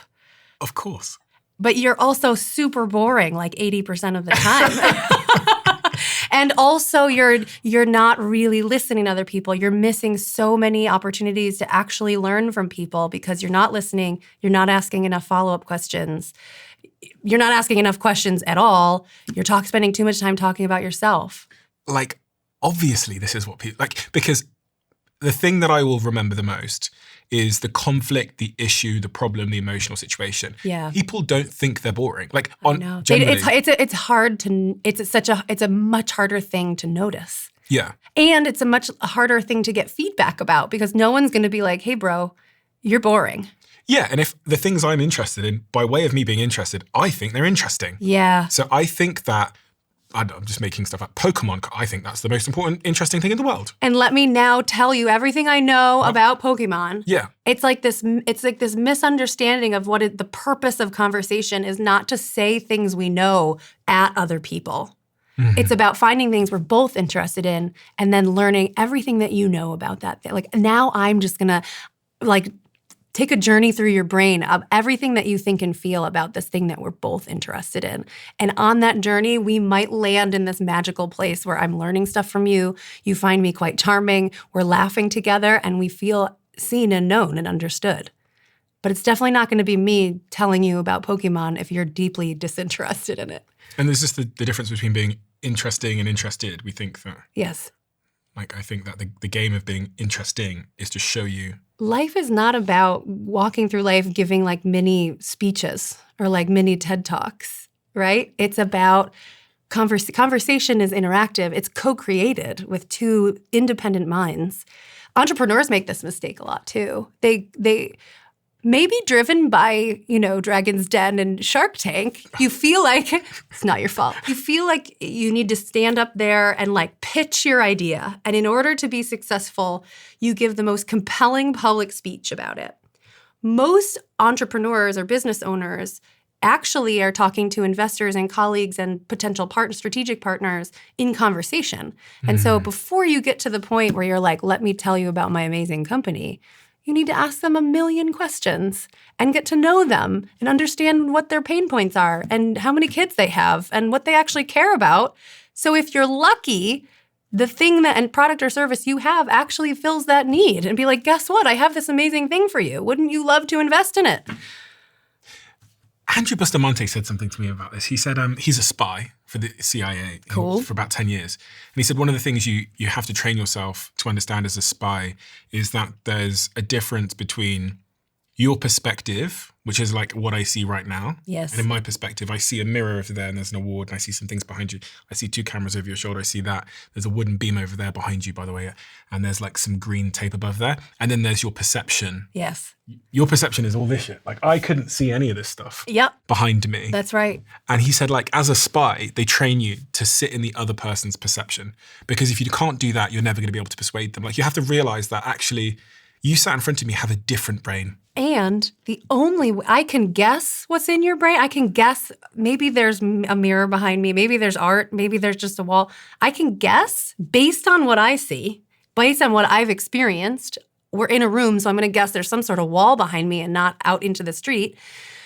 But we're really bad at guessing. Tons of psychological research suggests that human beings are terrible at using our own experiences to guess other people's perceptual realities, guess your perspective. So instead of guessing, I need to ask you, hey, Stephen, what do you see behind me?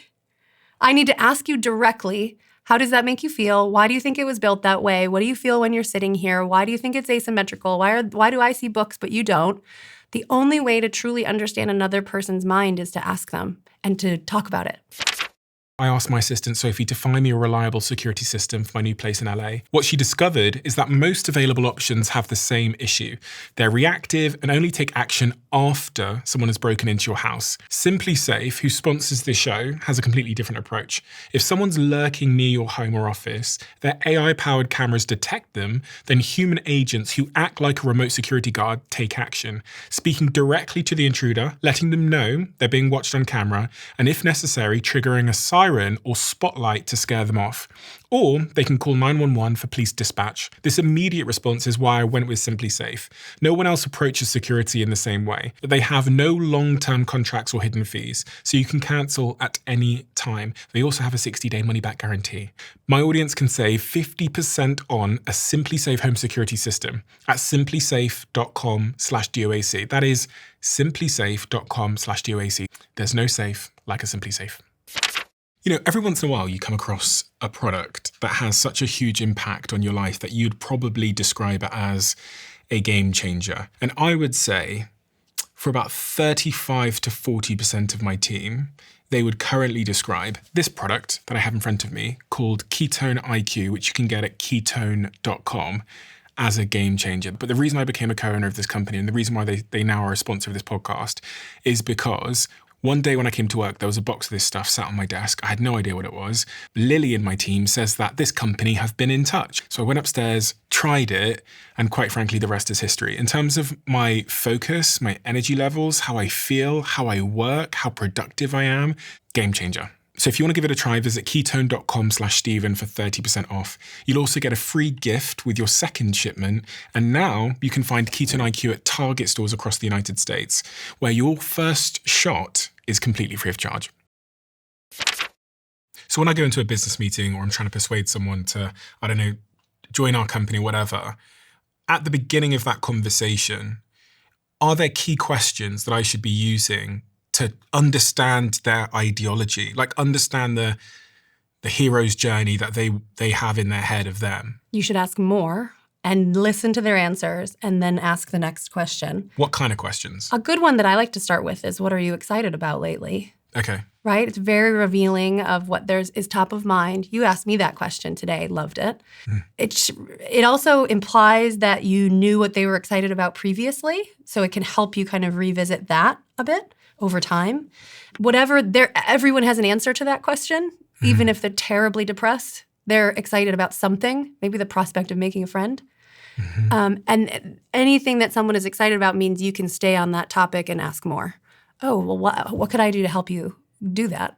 Right? Like we can just carry on down that path. When I asked you that question 3 hours ago, you said two things. You said about putting this curriculum into schools, but you also talked about men and their conversations. And you said you had done a study recently about men. This is me remembering what you said. This is call back. Here Loving we go. it. Here we Loving go. it. Thank you for that. But men in their conversations. You said you'd done an interesting study recently, which you can't go into the details about, but it was revealing about male friendship. Yes. Are men bad at communication? If so, why are we bad at communication? Conversation's hard. When you look under the hood, it looks more like a train wreck. You're being diplomatic. I'll be less diplomatic in a moment. It looks more like a train wreck than a sort of tidy script that you would see on a TV show. It's messy. We make mistakes. We have to repair it. We need to check our understanding. We need to make apologies constantly. So perfection is not the goal for anyone in conversation. When you look at gender differences, there are real gender differences. We know that in friendship, women tend to actually face each other and talk to each other. Men tend to do activities, right? Shoulder to shoulder. We're fishing, we're playing basketball, we're in fantasy sports on our computers. This project that I did recently, I always spend lots of time analyzing transcripts at very large scale. This project, though, I was observing conversations live. And for whatever reason, that was much more visceral than what I usually do as a scientist. And it was all men meeting other men for the first time and sort of trying to forge friendships. And what was so hard to watch is that they really struggled with vulnerability. Vulnerability is such a key component of friendship. Friendship experts say you need consistency, so interacting repeatedly, positivity, having fun together, but maybe most importantly, vulnerability, like sharing not only your feelings with each other, but like, what are you struggling with? What are your hopes and dreams? What are your goals? What do you want to get out of this? It was so maddening to watch these men have hundreds of conversations and like none of them asked those questions or talked about those things with each other. As a woman, it was almost shocking because it's sort of like what women would probably talk about within the first 3 minutes of the conversation. And I couldn't believe, I was like, wow, this really seems like a massive difference. And I worry that large scale, the leap from being basketball buddies or fantasy sports buddies into vulnerable conversation feels so scary and risky that men are unable to make the leap. And that's a huge part of what's holding back men from having meaningful friendships. And we know that loneliness is so much worse for men than for women. And they have way less friends. Yes. A ridiculous proportion of men report having 0 close friends. 40% potentially. Wow. It's quite troubling. And I think their conversation skills and courage. Listen, everything that we've talked about, choosing good topics, shifting to new topics when they get boring, asking good questions, asking follow-up questions, finding moments of levity, apologizing, listening, all of these things take a surprising amount of courage and confidence. And it feels like this thing for men who have been socialized to believe that vulnerability is a sign of weakness it feels like it's like almost takes too much courage for them to make that leap in their relationships, and it's quite problematic. Men are 400% more likely to say they have no one to turn to in a time of crisis. Half of men say they are unsatisfied with their friendships. Men's number of close friends has dropped by 30 to 40% since 1990. Men come to rely on in heterosexual relationships, come to rely on their partner for emotional fulfillment and support.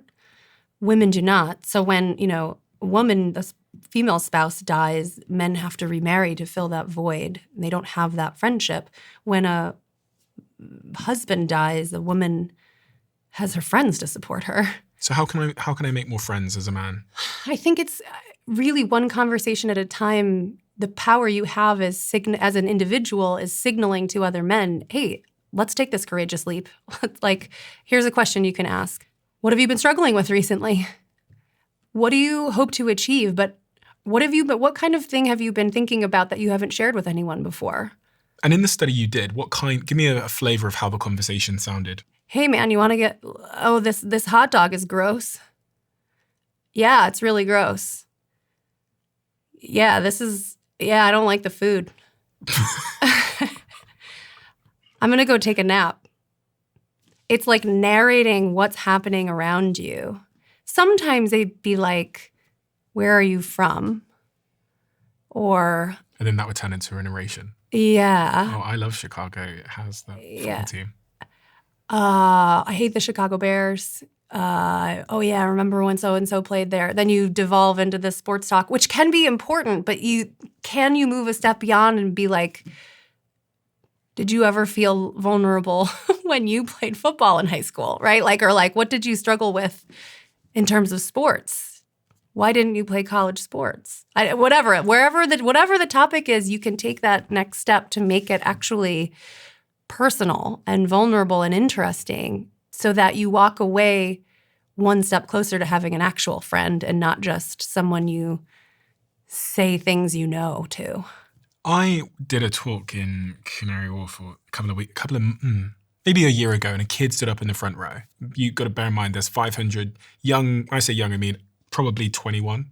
They're all working in this part of London called Canary Wharf where you your first job after university. 500 people in this room, kid stands up front row, says, hi, my question is, I want to know how to make friends. Mm-hmm. And it was shocking to me because I could see 499 of his peers stood next to him. Mm-hmm. But he had the guts to stand up in front of all these people and say, hi, Stephen, my question is, how do you make friends? It's a fabulous question, isn't it? If he had asked you that question, he might be listening now. Hello, friend. It starts with hello. And the number of times that I have run conversation exercises as part of my class, and the students at the end of that very first session say, this is the first time I've turned to the person next to me and actually talked to them. It's like every time I do that first session. Thank you. Thank you for the opportunity to giving us a reason to turn to each other and actually talk, get to know my classmates. Mm. Even that takes tremendous courage, especially if there are norms of coming in, sitting down at a desk or in an auditorium and being on your phone. So literally turning to someone next to you and saying like, hey, I'm Alison. What's your name? Where are you from? Starting, right? God, we don't do that in the UK. It's like creepy behavior. It's okay. And you do need to read the room, right? Like it's maybe not appropriate in all situations. It can be a shame. It depends on the norms. Once you are engaged with people, it's all of the talk things. What topics will they actually find helpful to them? Are you asking questions? Are you listening and asking follow-up questions? Are you moving beyond just trading things you know? Are you learning about each other in a way that feels revealing? That's where real relationships come from. What are these here? Yeah, let's find out. This list of questions here. Oh, this is an exercise that I do. This is based on a very well-known exercise called 36 Questions to Fall in Love. Oh, I heard about that. Yeah, Arthur Aaron. It was in the New York Times many years ago. It's based on some academic research. This is a subset of 10 of those 36 questions. An exercise I do in my class called 10 Questions to Fall in Like instead of love. So if I ask someone those 10 questions, they're going to like me? Probably, yeah, more than if you didn't ask the questions. What you want to do is you actually go back and forth and ask each other these questions. So the first one is, what are you excited about lately? Next is, what is something you're good at but don't like doing? What's something you're bad at but love to do? Is there something you'd like to learn more about? Is there something you'd like to learn how to do? What can we celebrate about you? Has someone made you laugh recently? What's something cute your kid, friend, pet, or partner has been doing? Did you grow up in a city? And have you fallen in love with any new music, books, movies, shows lately? It's just 10 questions that are of this flavor that many people, but I suspect lots of men, don't ask, that are a great starting point. It's just the first turn, right? You have to actually listen to what the person says and ask follow-up questions to really deepen the conversation and move up that topic pyramid. But these are good questions. You could prep just one or two of them. You could carry two of them in your back pocket all the time as go-to topics for people. So when this opportunity arises, you could ask them. I like the one, what are you excited about lately? That's my go-to with a lot of people. Also, like, are you obsessed with any shows right now is a pretty good one too. But the key is not just asking that question, but actually asking follow-up questions about, like, why do you connect with that show? What do you see in the main character? Do you see anything from the main character that you see in yourself? You got to get deeper into it. The original research with the 36 questions to fall in love suggests that going through these 36 questions makes you like each other a lot. And certainly these 10 questions would help you start. If you need the excuse, I would love for your listeners to blame me. If they feel nervous to ask questions like this, especially boys or men, say, like, I saw this crazy lady on Diary of a CEO, and she said I should try asking this question, so I'm going to try. Even my students at Harvard find that quite helpful to have a scapegoat, to point at me and say, my professor made me do this. It doesn't matter who makes you do it, whether it's yourself or someone else. The fact is that you're doing it, and they're going to answer this question, and then you can ask a follow-up, and it's the beginning of a friendship. I did that when I was younger to a girl I was interested in. I'd seen that TED talk about the 36 questions or whatever, and I said to her over text message, I was like, I want to play a game with you, something that I've just watched. Are you willing to play it with me? She said yes. I asked her these 36 questions. And at the end of it, I told her about the research and whatever in a non-creepy way. You're a real dork, yeah. But it did exactly that. It taught me that vulnerability is the doorway to connection. That's right. It's the doorway to connection. It's what makes relationships real. Without it, you don't have real friendship, right? It's consistency of interaction, positivity. So you can't be plagued by negativity and fighting and anger. But positivity, fun, being relaxed around each other, having positive experiences, but then vulnerability. You have to learn these things about each other so that you feel known to each other and feel like they're uniquely sharing stuff with you. What about persuasion? Have you got any useful, actionable advice for me on how to be a better salesperson? And when I say salesperson, I don't mean I'm trying to sell someone a car. I mean trying to convince other people of my ideas. Yeah. So that when I do talks in companies, oftentimes someone will stand up and say, I'm trying to persuade my boss to do X innovative thing. They won't listen to me. Have you got any tips for me to persuade them? But also persuasion is at all levels, right? Yep. Up, down, left, right in organizations and in the world. We are persuaded by people we trust and like and admire. Right? It's people we interact with, and over time we bend to their view, or we are compelled by what they're sharing with us because we know that they are smart and trustworthy and we like them. Persuasion doesn't often happen within the bounds of one conversation. It could if you are asking lots of questions and able to sort of sit on the same side of a table together and say, hey, let's learn as much as we can about this complicated tangle of yarn, whatever that topic is. Let's see if we can pull threads together and figure this out. We were talking earlier about receptiveness to opposing viewpoints. Ironically, if you push yourself to learn as much as you can about the other person and validate their views, however you view those views, over the longer term, you are more likely to be persuasive because they're willing to stay engaged with you and listen to what you have to say in return. Because they feel heard and understood. Yeah. And they trust that you're not a jerk and that you're reasonable and that you're open even to their crazy viewpoints. I have learned that actually in my relationships, that if I make the other person feel heard and understood, they Validate. You validate. If I validate, Yes. that's a good word. Validate. And validation is not equivalent to agreement. You can validate, and then go on to vehemently disagree. Yeah. And probably that disagreement is going to go a lot better after you've validated them. Quite a bit.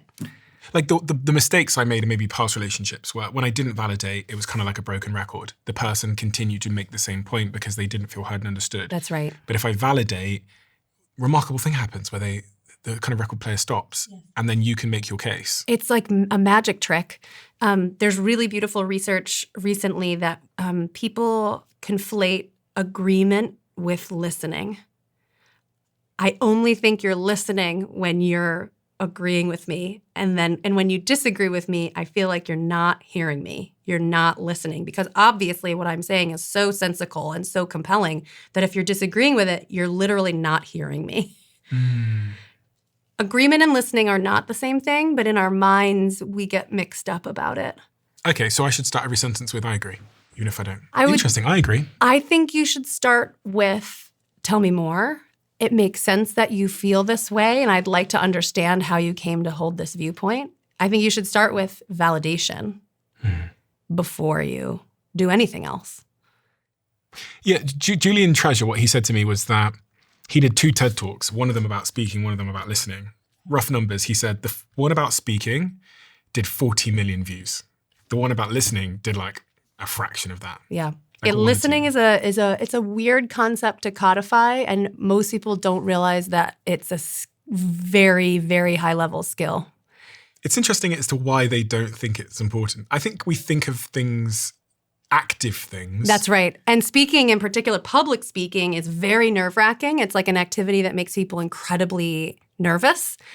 So any little thing that you could toss my way that might reduce even a sliver of that anxiety and make me better at it, people are so hungry for. It's sort of like more obvious. Yeah. Right? It's more salient. It's more active, like you're saying. Listening is easy. Just say nothing. Literally, listen. People think that listening is like, just sit there. Yeah. When in fact, it's incredibly effortful.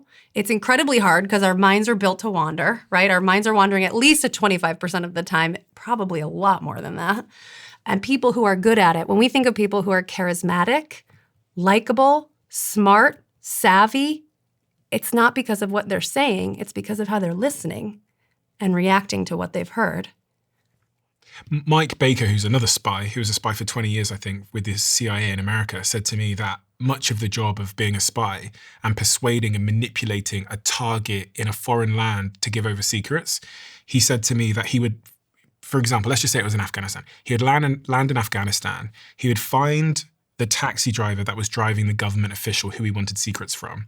And he said to me, he might spend 7 weeks in that taxi doing nothing but listening to this guy. Yes. Listening to the taxi driver. Yes. Because he said most people in their life have not had someone listen to them uninterrupted for like 10 minutes. And when you listen to someone, they will offload about themselves. Especially if you ask follow-up questions. Exactly. So, I was like, so what are you doing? And when you're listening, he was just asking them and just, asking a follow-up question, and they would take me down the path they wanted to take me. And by week 7 of the 8 weeks, I would understand what motivates them. That's right. And I would have heard in week 7 that their son has a knee injury and they're very worried about their son's health. And then in week 8, when I got in the taxi, I'd make a proposition to them. I'd say, I know your son has a bad knee. We can take care of him. This is exactly the same thing that I was saying about entrepreneurs, right? You got to have a relationship, ask questions before you finally get to the thing where you're like, I have a proposition for you. Yeah. Right? 2 things about listening. First, I'm not surprised to hear that. A taxi driver is a very simple relationship. They're serving one very clear purpose in that person's life. Interacting with someone like a romantic partner or a work colleague, it's called multiplexity. They're serving many more roles. Your girlfriend is lover, friend, co-chef. You keep a home together. You're coordinating domestic tasks. So she's serving all of these purposes. That's much more complicated to sort through, and there will be conflicts of interest between those roles that she plays in your life. A way that you would talk to the future mother of your children is quite different than how you would talk to your chef. And yet she is both of those things to you, right? So a taxi driver is easier to talk to in a way. because it's simpler. Okay, that's one thing. The next thing is about listening as a skill, like the spy is saying. I'm not surprised to hear that he's asking follow-up questions. Often people think of listening as something that happens silently. You're just sitting there absorbing, and that is part of it. But listening is actually 3 parts. The first is perception. I'm seeing you. I'm observing everything that's happening about you during our conversation and everything in your environment. And then there's auditory cues. I'm hearing your voice. I'm hearing these acoustic things like, yeah, and the tone of your voice and how quickly you speak. So we take in all this stuff. Then we process some of it. We elaborate on some of the things that you've said, and I think more deeply. I can't process all of it because it's a lot of information. What's so unique about conversation is there's a third step where I can reflect back to you what I've heard. I can say, oh, that's so interesting that you met this guy who was a spy who rode in the taxi. Can you tell me more about that? I've now indicated to you that I was listening, that I'm curious, that I want to know more. So our instincts are to think about nonverbal cues like smiling and nodding quietly, leaning forward. Advanced listening, people who really develop the skill of listening actually use their words to show people that they've heard them. By validating, affirming, asking follow-up questions. In a group, you can paraphrase and say like, oh, Stephen said this, Kasi said this, then he said this. I think together what we're really talking about is status. You know that nodding and that stuff, is that good or bad? It's useful. That's what we think of as active listening, which has been studied for decades. It doesn't indicate that someone is hearing you at all. They could be thinking about their grocery list and smiling and nodding at the same time. It is useful, though, to convince your partner that you're listening to them, and that matters, even if it's not connected to what you're thinking about at all. If you were to not smile and nod, the omission of it would be jarring. So in that sense, it's like normative. You have to do it. It's sort of like listening 101, but listening 201, 301 is using these verbal cues to show someone you've heard them. You understood the objective when we sat down. I want to become the best talker, conversationalist, the most persuasive, most liked person on earth. That was the objective that I gave you the brief. Is there anything that we haven't talked about, that we should have talked about? We haven't talked about silence. Wrote a chapter about silence that I dropped because I think it's an entirely separate book. It's kind of ironic that this book is called Talk because we do so much communicating between the lines. There's so much information exchanged in just a shared glance. When people don't know each other well, long pauses are a sign that the conversation's not going well. So if you're on a first date and you feel like the conversation is dying and have that panicky feeling of what do we talk about next, that's legit. You should not let that happen. You should go in with topics prepped and not let, or this list of lovely questions and ask those questions. Later in a relationship, after you've known someone a long time, longer pauses are a sign that you're comfortable with each other, that you could sit in total silence and companionable silence and that it's comfortable and nice. So it means different things as relationships evolve. There's so much we can do in our conversations that are not about the words we say to each other, too. There's another chapter I dropped. Do you want to hear about it, Stephen? Of course I want to hear about it. It's about talking in the digital age. So this is what I was going to ask you about as well is, now we have large language models which are writing lots of AI slop for us. Yes. And if you log into social media, even emails, Slack channels, sometimes in WhatsApp, I look at the messages that are look, I'll take responsibility as well. Sometimes that I'm sending, sometimes that I'm receiving. And because of AI, they're getting increasingly less soulful. When I scroll certain social media platforms, which I shan't name, I feel disconnected from people now. Yes. Because my comments are all like AI slop stuff. Yeah. With a big M dash and, oh my God, this is so amazing, Stephen. And you know that no human writes like that. Yeah. In a digital age, in an AI world, do we need to start communicating differently? So that people... Do you know what I've started doing? Intentional spelling mistakes. I love that. If you go on my LinkedIn, you'll notice that I have totally disregarded grammar. Okay. Let me start by telling you about an exercise that I do in my class. I think it'll be thought-provoking for you. So your question is about the content of what we type to each other. So text-based communication, whether it's on social media or over text or over email. And there are clear things that we should do to make our text-based communication better. Mostly make it shorter. Emails, shorter, use headings, use bullet points, get to the point. Think about what other people need, only give them that, okay? But I think more broadly, what is quite thought-provoking is to think about how your life proceeds these days, your conversational life unfolds. So in my class, I ask my students to do a communication audit of like 20 to 30 minutes in their life where you transcribe every incoming and outgoing message across all digital and face-to-face modalities. So your DMs, your emails, your texts, your phone calls, your Zoom calls, your face-to-face interactions, all of it. Can you imagine? No. It's quite hard. Yeah. It's the sort of top line thing you notice is that it's so much. It's just a crazy amount of communication that's happening in our lives now, when only maybe 20 years ago, it was like 10% of what it is now. I think we all feel that sort of overwhelm. Not only is it a lot, we're constantly sort of toggling and adjusting from one mode of communication to the next. So I'm like talking to you while I'm like texting under the table, while I hear my emails going and knowing that my DMs are blowing up. That mental adjustment is really exhausting. And across each of those modes, we're like engaging in different ideas and different threads, different topics with different people. And so you start to realize how braided and overlapping all of these things are. And it's quite hard to keep it all straight and to make all of these decisions about like, well, who should I be responding to? We then default to the people who are right in front of us. But any other mode of communication, we're like, well, who should come first? Who gets my attention first? And attention is love, right? Like, who gets my love, essentially?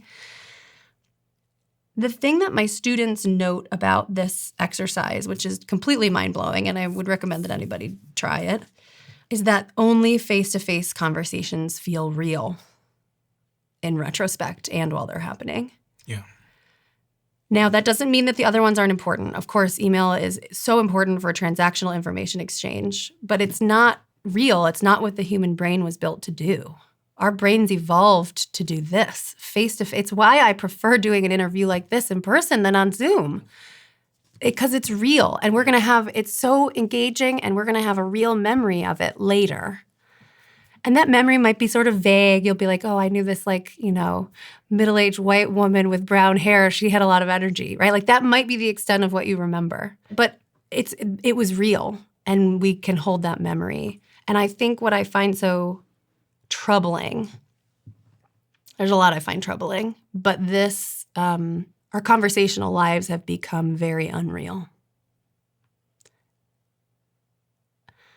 And that's why we feel so disconnected and lonely, and that loneliness is just outrageously high. We're not having real interactions and real relationships. Even having this device here, by the way, it is a portal to another place. So devices replace our conversations because we're on here instead of engaging. They also disrupt. So if it's on a table in front of you or you hear it buzzing or dinging in the background, it distracts your attention away from having a real engaged interaction. Do you have any advice for anybody in a world of AI where it's going to be really easy to make our communications generatively using ChatGPT or whatever else? I just have noticed that what I've started to discount, and there's certain team members that I have that have really lent into the use of AI for all of their comms, and I noticed myself ignoring them. Yeah. Because when they sent me an email report of something that happened in one particular scenario, every email report I knew was written by AI. So I didn't think it was worth reading because I actually want to hear from them. Yeah.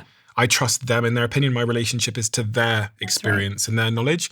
And when I realized that it was all just AI because of the formatting of it, I started ignoring it. That 3 or 4 weeks goes past and I thought, I should tell them. Yeah, they should know. So I went and had a conversation with them. I said, this is just a perception thing, but I've noticed myself now not paying the same attention I used to because I want to know what you think. Yeah. And because it feels like I'm speaking to ChatGPT. What's their comeback to that? They were really thankful, and they completely changed, and it completely immediately. Good. Even though I now know they're still using it's so crazy because I know they're still using it.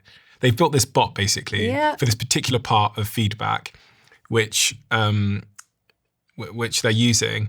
All they've done is change the prompt into their bot to make it sound a little bit more human. Yeah. And I'm now reading it again because I can't tell the difference. Oh my goodness. That's They were very so thankful. thought-provoking. I think there's two things going on there. One, you are invested in people. That's what we get invested in. We care about people and relationships. As soon as you feel like you're not getting them and you're getting some weird proxy of them, we're less motivated to engage with it. That's totally normal. I'll tell you the context. It's interview feedback. So they're interviewing someone and then the feedback they're sending me was written by AI. Yeah. I trust their experience and their intuition and their ability just to feel someone. I don't know if I trust ChatGPT to interview my candidates. Yeah. So I just wanted to feel like I was getting it from that person. So there's this relational replacement thing where you're like, ugh, and you just want to disengage. There's this other piece that's sort of more meta, which is that LLMs sort of push our communications a reversion to the mean, right to the middle. So it literally is taking the personality and weirdness and creativity out of it. Can I tell you, I did an experiment this semester in my class. I had my students do office hours with an AI version of me. Okay. And they preferred it? Well, that's a risky experiment. That's a risky. The reason I actually think she is better than me in some ways. I want to preface this by saying I think most chatbots are deeply problematic, but this one, its goal is not to convince users to talk more with her. It's to sort of coach them on their questions related to conversations so that they can prep and perform better in their real conversations with humans. Okay. I do think she's better than me in many ways. Most importantly, she's available. She's available all the time whenever they need her, and I'm a nightmare to schedule with. Number two, she's not grading them. So anytime a student comes to me and has office hours, there's this conflict of interest where they're worried. They should be. I am grading them. Yeah. Like I do care about them as people, and also I am going to grade them at the end of the semester. That makes a relationship quite weird. So they don't want to ask dumb questions.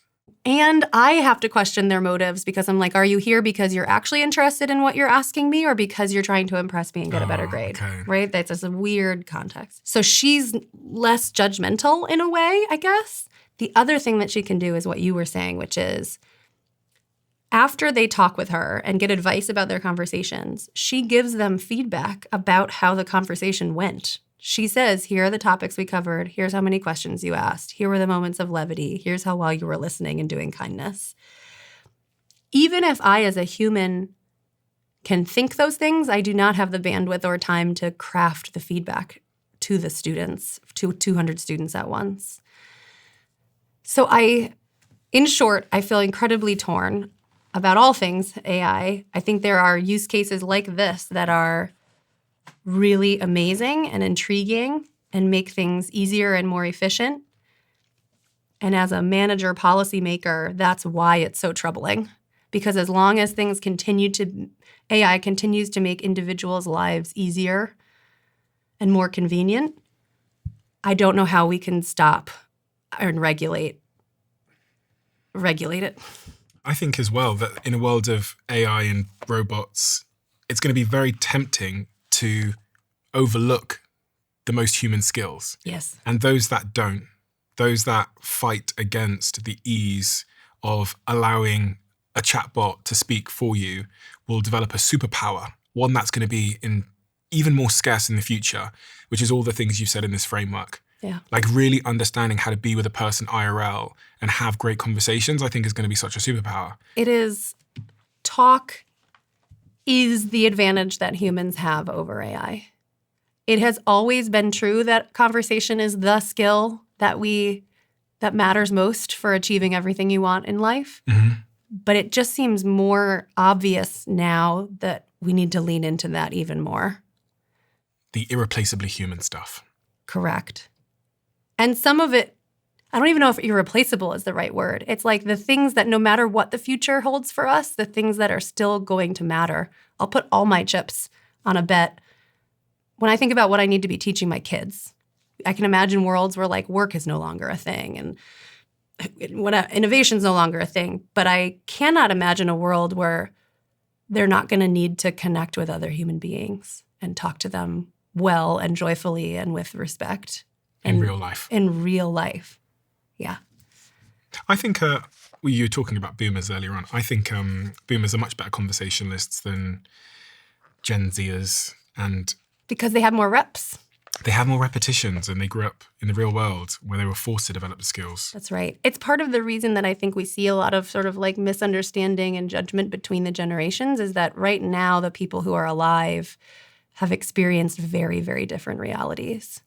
And the skills that you have developed in those different realities are quite different. And it means that we actually are more different from each other across the generations.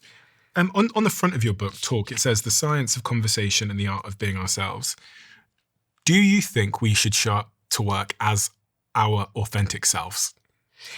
There's a great phrase. What a great question. There's a great phrase by a scholar named Juliana Pillemer, who's at NYU, called strategic authenticity. Okay?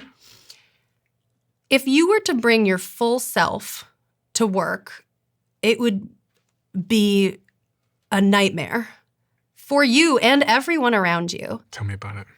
At the beginning of my class, I have people do this thing that's like, okay, identify your conversation types. And there's like 13 good types and 13 bad types. You know, there's like the asker and the curious cat and the chatterbox and whatever. The whole thing is a straw man because we're all of those things. We all have habits that are good sometimes and habits that are bad sometimes. And our behavior shifts radically from one situation to the next. I'm not going to behave the same way at a bachelorette party in Vegas as I do when I'm doing bath time with my children. If you did, it would be insane and it wouldn't serve anybody's goals. What happens in Vegas? Hot pink wigs, apparently, and Okay. Chippendales We can talk dancers. about that another time. The point is that our behavior shifts from one conversation to the next, even from one moment to the next in every conversation. And it should. That's what it means to read the room and read the context in a gym. My husband has a saying, athletes adjust. And it's exactly right. Good conversationalists adjust. So if you in your mind are like, this is who I am, and I'm going to bring that whole self to every space that I inhabit, it's not going to go well. Strategic authenticity. Yeah. Bring the things that make, the values that make you you, bring them to work. It's the things that you care about and are uncompromising about, but you can adjust your behavior to fit the needs of the situation. Do you pretend and act? No, this is a great question. We like to debate this in my class about authenticity, manipulation, what is real, what's sincere. I guess sincerity might be the right word to use. Let's use question asking as an example. Imagine that we get to a point in the interview where you're like, oh, I think I need to ask a question right now. You might not be dying to hear the answer to it, but you know as a good interviewer that you need to ask that question in that moment. That doesn't mean that you are evil, unkind, insincere, manipulative. It means that you're trying to live up to the goal of the conversation and trying to live up to the goal of, hey, we're going to learn as much as we can from each other. I want to show you respect and interest in your perspective. I want to have a good conversation. That itself lives up to who you are. Like, that's the whole point of being here. You know what I mean? Yeah, of course, yeah. So these fleeting moments of like insincerity, I think people overfocus on that as a signal of inauthenticity. Okay, fine. If it's tied to a more overarching goal of like, I want to be a good human being and a good conversationalist, often because I want to serve the needs of others. So you can be slightly insincere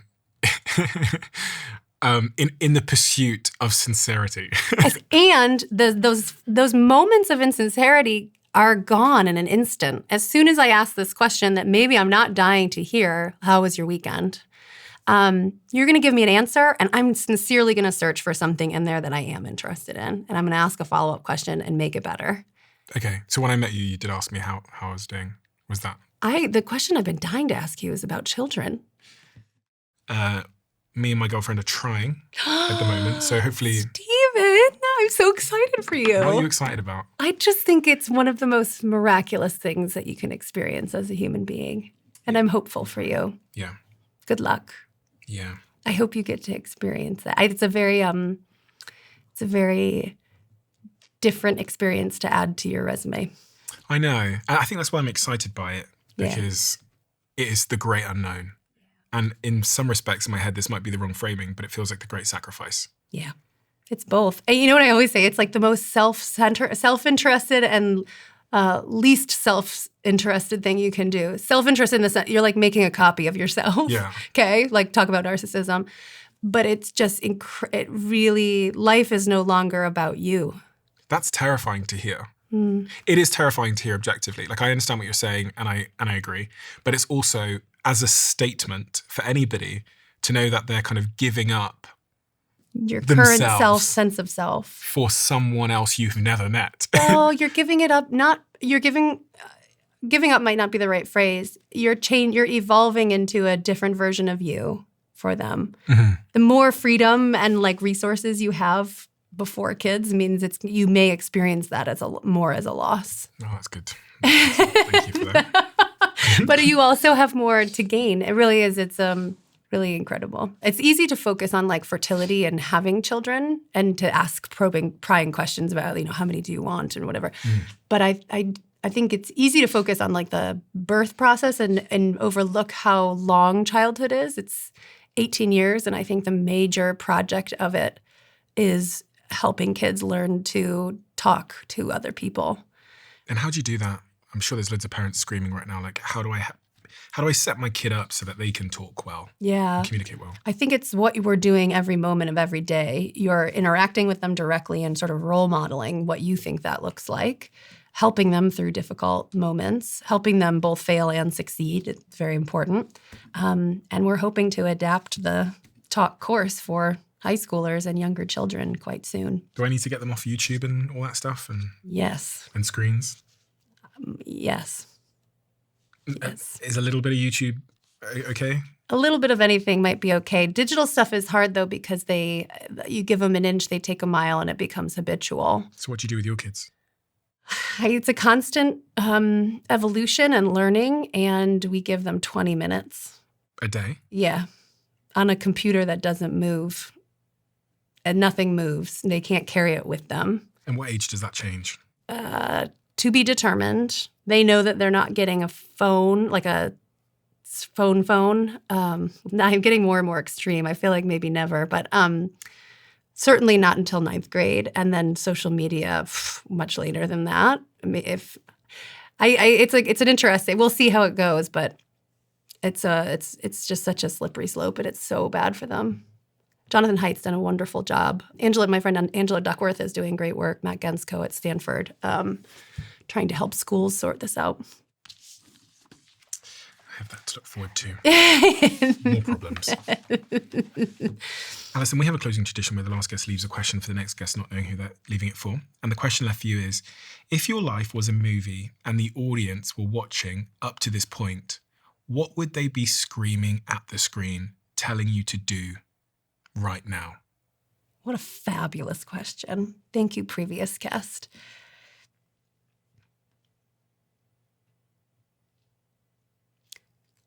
Leave Harvard. Save the children with talk. Devote all of your time and resources to helping every high schooler in the world learn to do this better. Why? I think it's the ultimate human skill, and everyone has the potential to do it well. And it's not a zero-sum game. The more people who do it well, the better off we'll all be. You said save. Why did you use the word save? I think we're in a period where we actually are needing to save them from digital addiction and loneliness. we've gotten to a place that we need to roll back, and it's really scary. And I think one first step is let's get the devices out of schools, ideally out of families in their hands. But then the next step is like what rises to replace it. And I think it could be this talk curriculum. So are you going to do that? Mm-hmm. You're going to leave Harvard? TBD. So is that an announcement? Are they aware? It's an exclusive? Is that the thumbnail? Alison, thank you so much. Thank you for the work that you do, because it's very important work and it's very timely work considering everything that's going on in the world at this moment in time. And this book is the definitive book on the art of, you said it yourself, the framework that you've built here is one that's deeply based on science and research. And oftentimes when I have conversations about communication, it's full of platitudes and opinions and a lot of generic things that aren't supported by scientific rigor. But you've done the research, you've committed so much of your life to this subject, and you've managed to write it all in a way that's truly accessible to people like me who are simply, muggles and don't understand big words sometimes. So it's a wonderful entry, but also a sort of an expansive look into the science of great talk. We've touched on several things in this book, but there's so much more we could have gone through. So I'm going to leave that to the audience. I'm going to link it below for anyone that wants to read it. But also thank you, because I think of these issues as being issues that are really foundational to the most important things in our lives, like family, like friendships, like relationships, like the success and the pursuit of our goals. And what you're giving people here is a roadmap to reach their highest potential through this thing called talk. And that's a really wonderful thing. So if anyone wants this book, it's linked below. Highly recommend. Is there anywhere else one should go to get more of your work? Is there a place? Sure. AlisonWoodBrooks.com has this new quiz that's so fun. Find out your conversation type, get really clear advice, little tips about how to navigate things and all the science that's underlying those tips. Very, very soon you can go to TalkStudios.com and find out more about this curriculum we're developing for high schoolers. I'll link both of them below. Dr. Alison Wood Brooks, thank you so much. Thank you so much, Stephen. Thank you for amplifying my work. And I just think what you're doing here is fabulous. So thank you. Thank you. Make sure you keep what I'm about to say to yourself. I'm inviting 10,000 of you to come even deeper into the Diary of a CEO. Welcome to my inner circle. This is a brand new private community that I'm launching to the world. We have so many incredible things that happen that you are never shown. We have the briefs that are on my iPad when I'm recording the conversation. We have clips we've never released. We have behind the scenes conversations with the guests, and also the episodes that we've never, ever released, and so much more. In the circle, you'll have direct access to me. You can tell us what you want this show to be, who you want us to interview, and the types of conversations you would love us to have. But remember, for now, we're only inviting the first 10,000 people that join before it closes. So if you want to join our private closed community, head to the link in the description below or go to doaccircle.com. I will speak to you there.